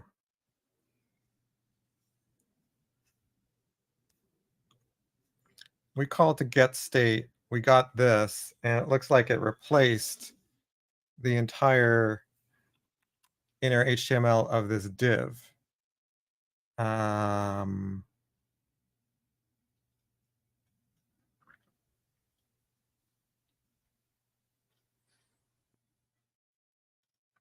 at least we know the load works. But the oh, right, we need to do an HX swap none, so we don't get the leftovers. Okay.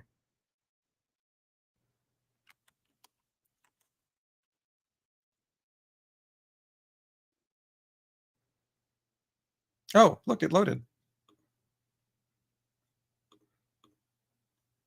Except we seem to have lost the toggling. Let's try this again.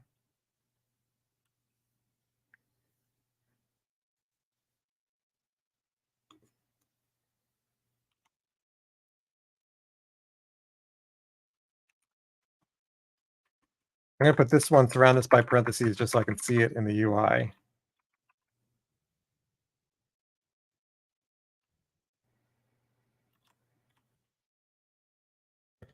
So we see we're in click to run state. Um,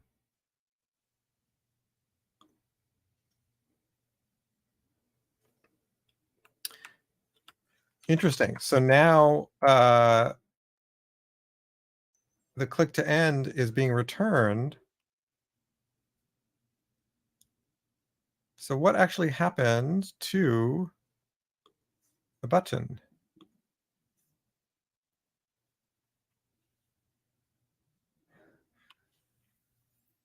That's interesting.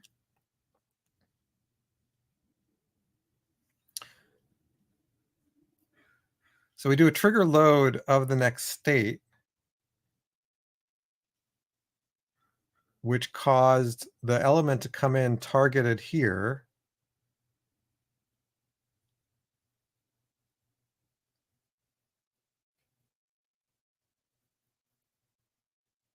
Uh, but future posts are not swapping.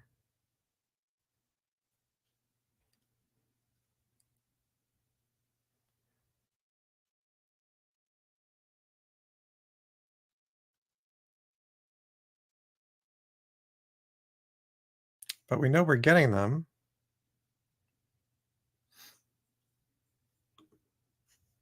Because we see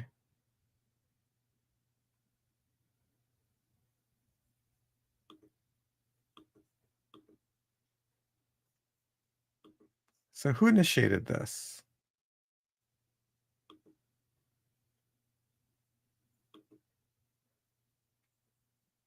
Yeah, so this one got initiated, I think, by the load. Let's refresh the page.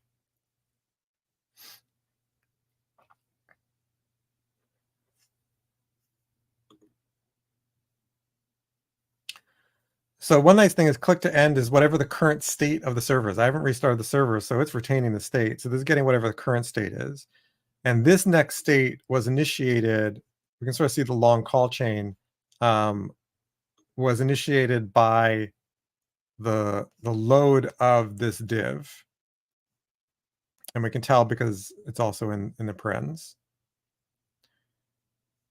When we click it though, so let's do that.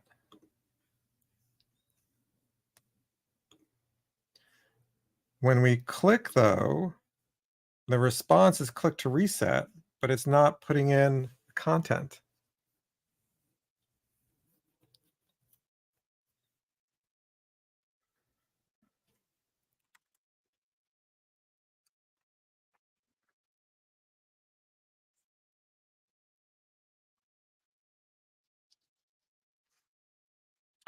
I wonder if this HX swap is overriding this one? But this HX swap OOB should be overriding. Oh, but this is only for the get. By default, it might be doing this. let's try that. So let's do also HX swap. Um, because the content is not currently out of band. I feel like I don't know how I feel about this. Um, on the one hand, this can be confusing. On the other hand, would it be better to always do an out of band response? In other words, always specify the ID of the thing you're returning. But let's see if this fixes it. Uh,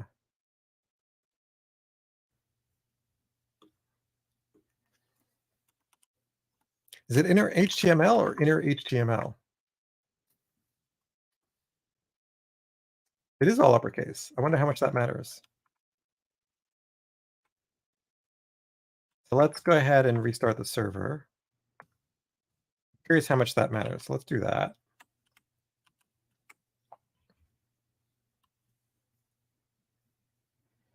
Did not having the right case here throw me off. So click to run. Yeah, so we see it calling that and getting the state changes, but it's not populating it. So now let's do this.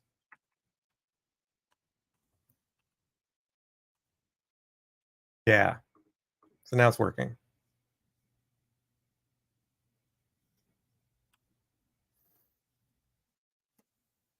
Interesting.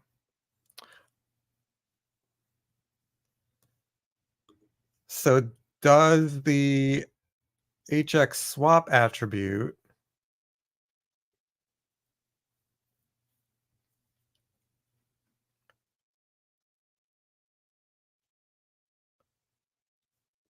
feels like it changes everything inside of that element tree.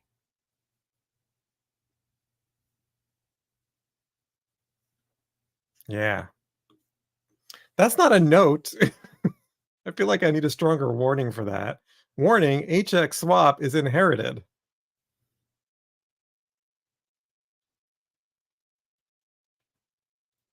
All right. To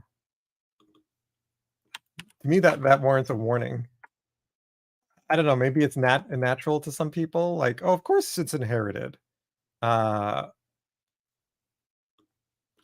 wasn't obvious to me. So let's make a note of that.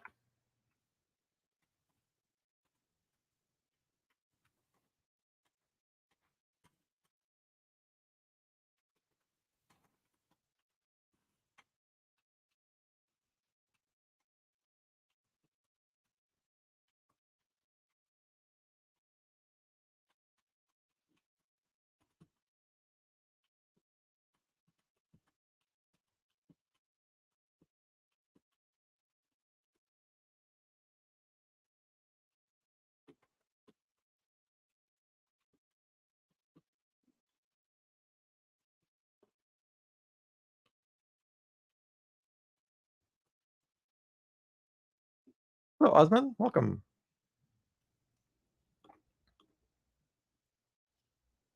I like your avatar. Okay. Good to know that because I set the HX swap up here, this HX swap none now applies to everything, which means it stopped working for the button, which means I needed to change it back. This feels really prone to error. This feels prone to error.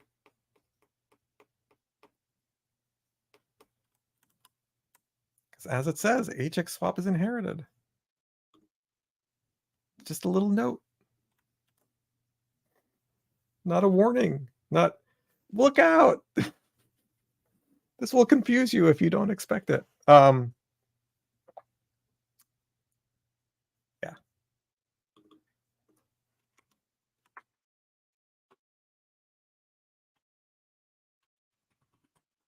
All right, so we can take out the, where is it?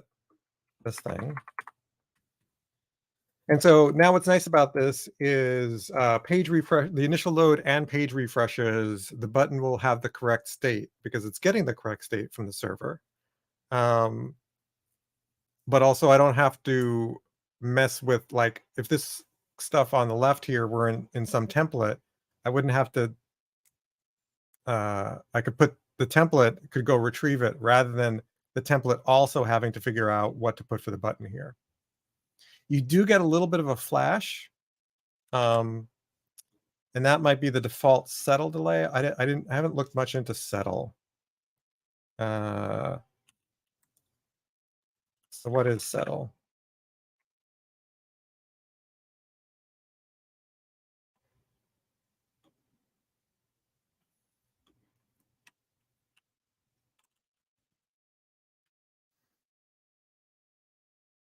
The swap is how long it will wait after it's received. Now wait, that's swap. This will wait 1 second before doing the swap after it's received. Uh, so the settle is it will wait 20 milliseconds before it applies it.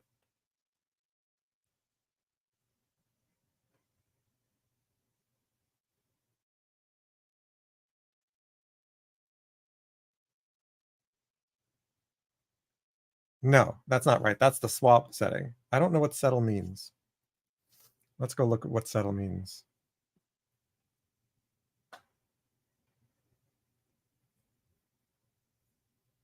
This is not helpful.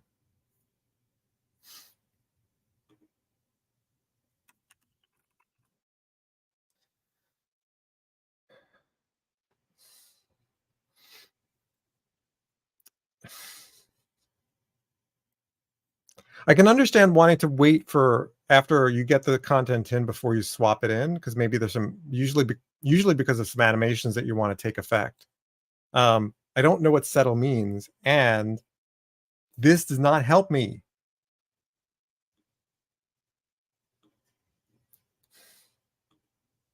It's like when you look up in the dictionary for some word that ends in ed, like settled, and it says past tense of settle. Okay, you could have just told me what settle was without me having to now go look up what settle is. But this doesn't even have a link to what that means.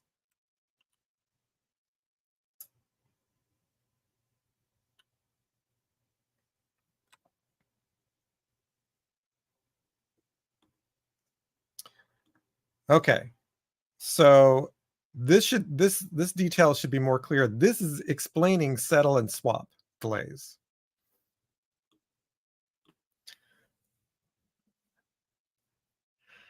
So this is explaining why, which is CSS transitions. So you only care about swap delay and settle delay if you care about CSS transitions.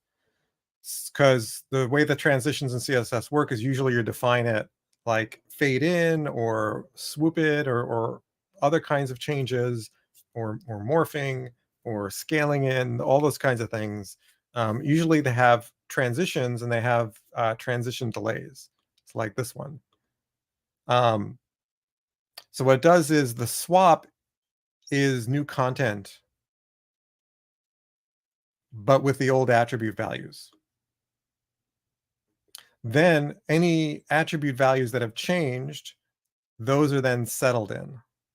So swap delay, so swap content, right? So delay for whatever the swap delay, swap content, except for attributes, settle delay, and then swap in attributes.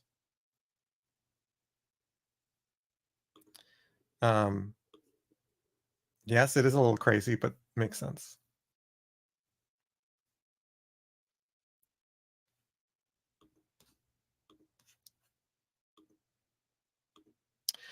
Hey there, Radislav. Is there a way how to authorize WebSockets? Yes, so you can do WebSocket authentication in the same way that you do, or similar to how you would do MVC endpoint authentication and authorization, because it all sort of goes through the same stuff.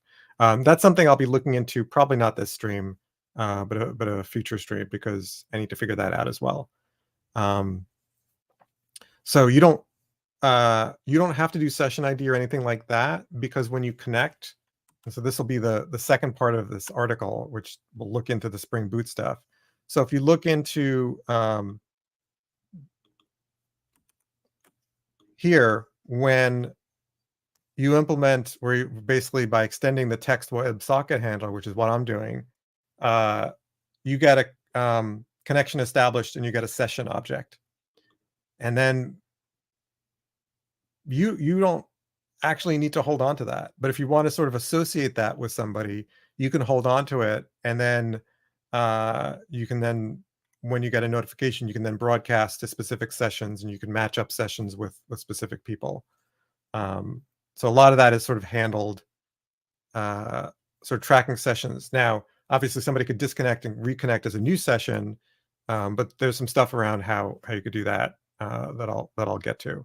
But a lot of it's, I think, not 100% sure because I haven't fully implemented it. But my understanding is a lot of that will be handled by all of the filters that are provided by Spring and Spring Security.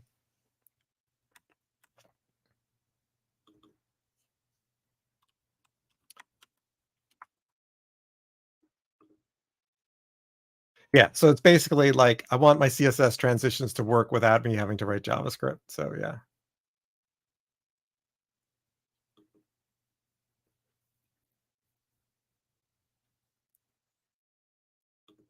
So I'm not 100% sure about some of this. But some of the because I haven't done direct WebSocket stuff in the past. Usually I've gone through um basically making it look like a message queue, which is using the Spring's WebSocket stomp handler stuff.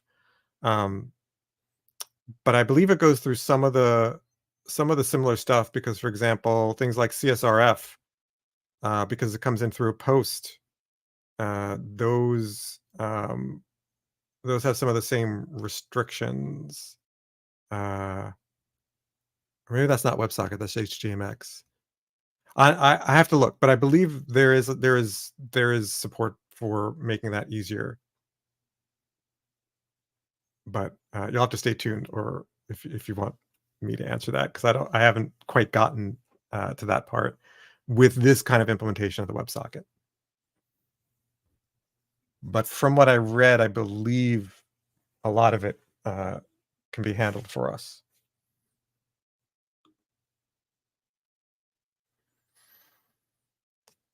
But I will certainly be researching that. Okay. Um, let's go commit. We got some good stuff.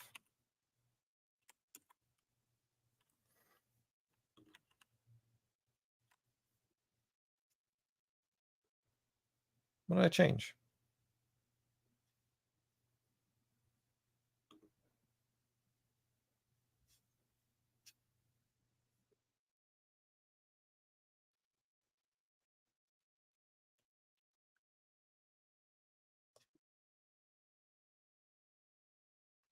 Did I actually change anything, or is it just HTML? Why am I? There's a blank line here.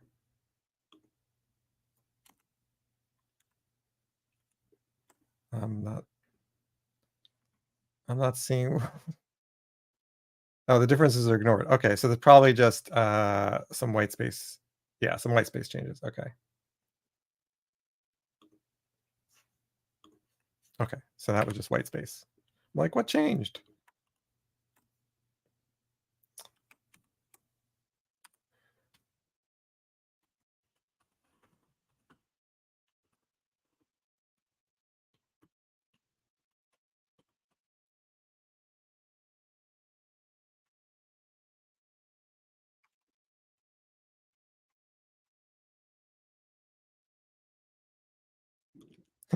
We'll do. Yeah, probably not this stream, but if certainly the next stream on this topic, I will be doing that. Um,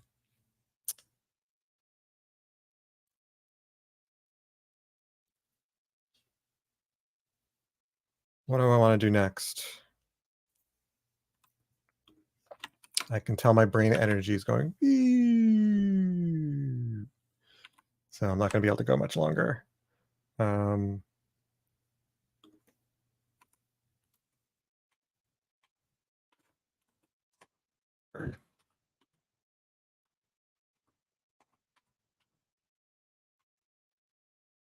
I need to turn off. Where is it?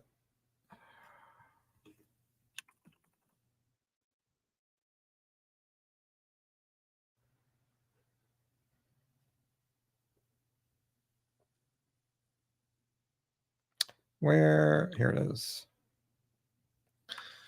Mm, hmm.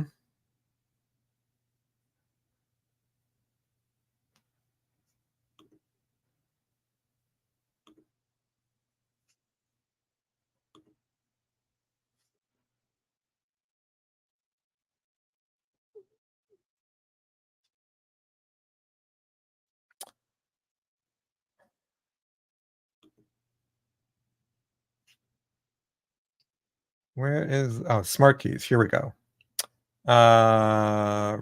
That's fine. That's fine. That's fine. That's table stuff. Um, no and no. I think that's what's annoying me is the way it's auto handling the lists. Yeah, because I do my lists differently than it does. Um,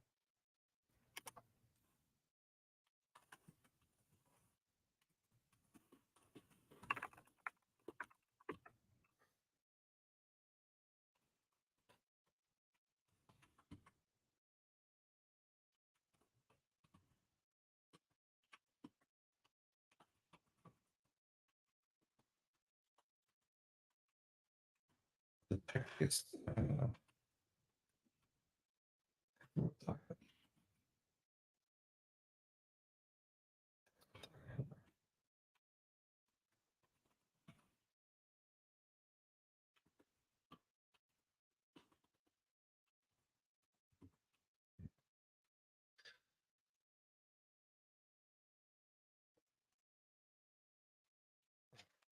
you might have missed the rant that I had earlier, but I think it can replace a lot of usage of React Angular Vue.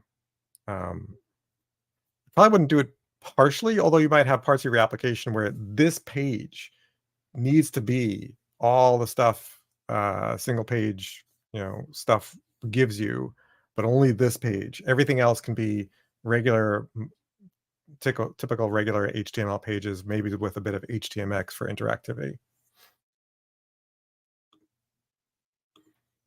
All right, good night, Rustislav. Um, I think that's it for me today. So next time, I think we're done with sort of, we've got the HX get, we've got this targeting, we've got the swapping. We now understand also that HX swap is inherited. Um, so I think we've got good stuff there in terms of using just the HTMX with basic posts and gets and deletes. Um, so now the next step is, okay, how do we take that knowledge and combine it with the text WebSocket handler?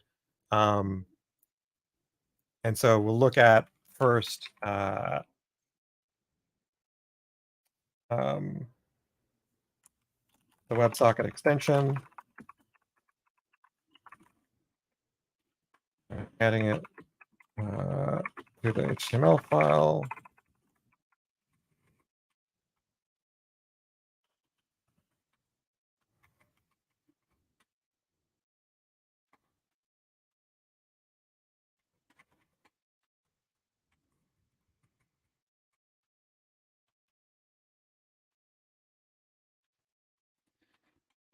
And then um, adding the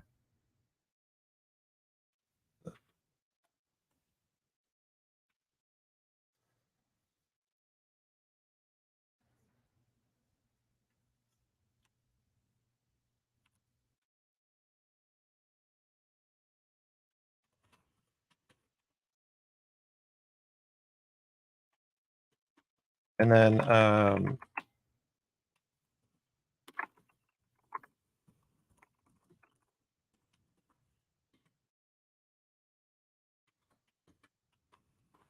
using a simple text WebSocket handler. I already got the code for that. I just need to clean it up. And then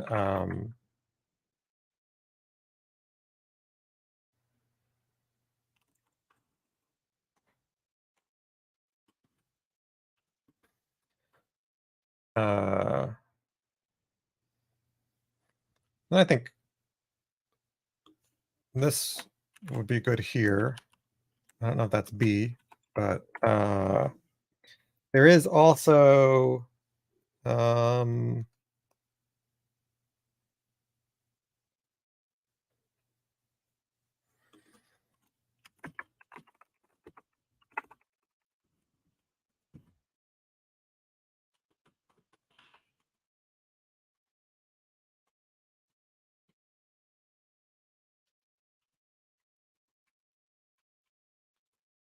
there's something around associating connections with users. I'm not sure I want to. I feel like I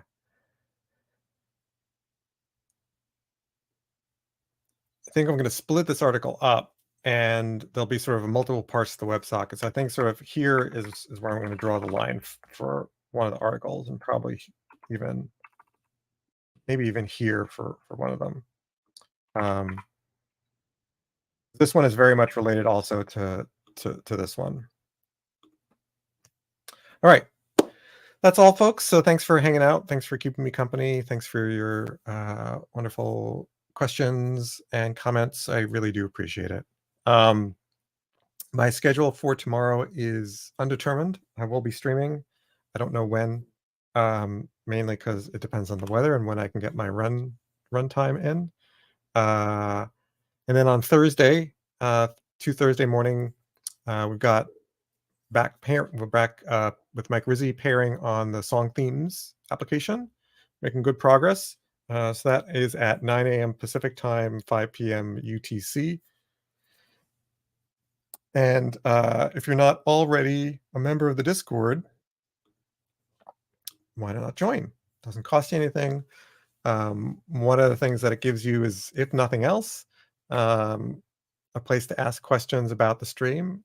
And even if you don't care about that, it also gives you a way to find out about when the next stream is. I don't always post them on social media, but I always post it on the Discord, so you can get a little bit more notice, perhaps just 10 minutes like today, but a little bit more notice than you might get just by following on Twitch or YouTube. So I appreciate if you're welcome to join the Discord, and follows and subscriptions on the appropriate platform are always appreciated. And that's all, folks. I will see you next time. Have a great rest of your day.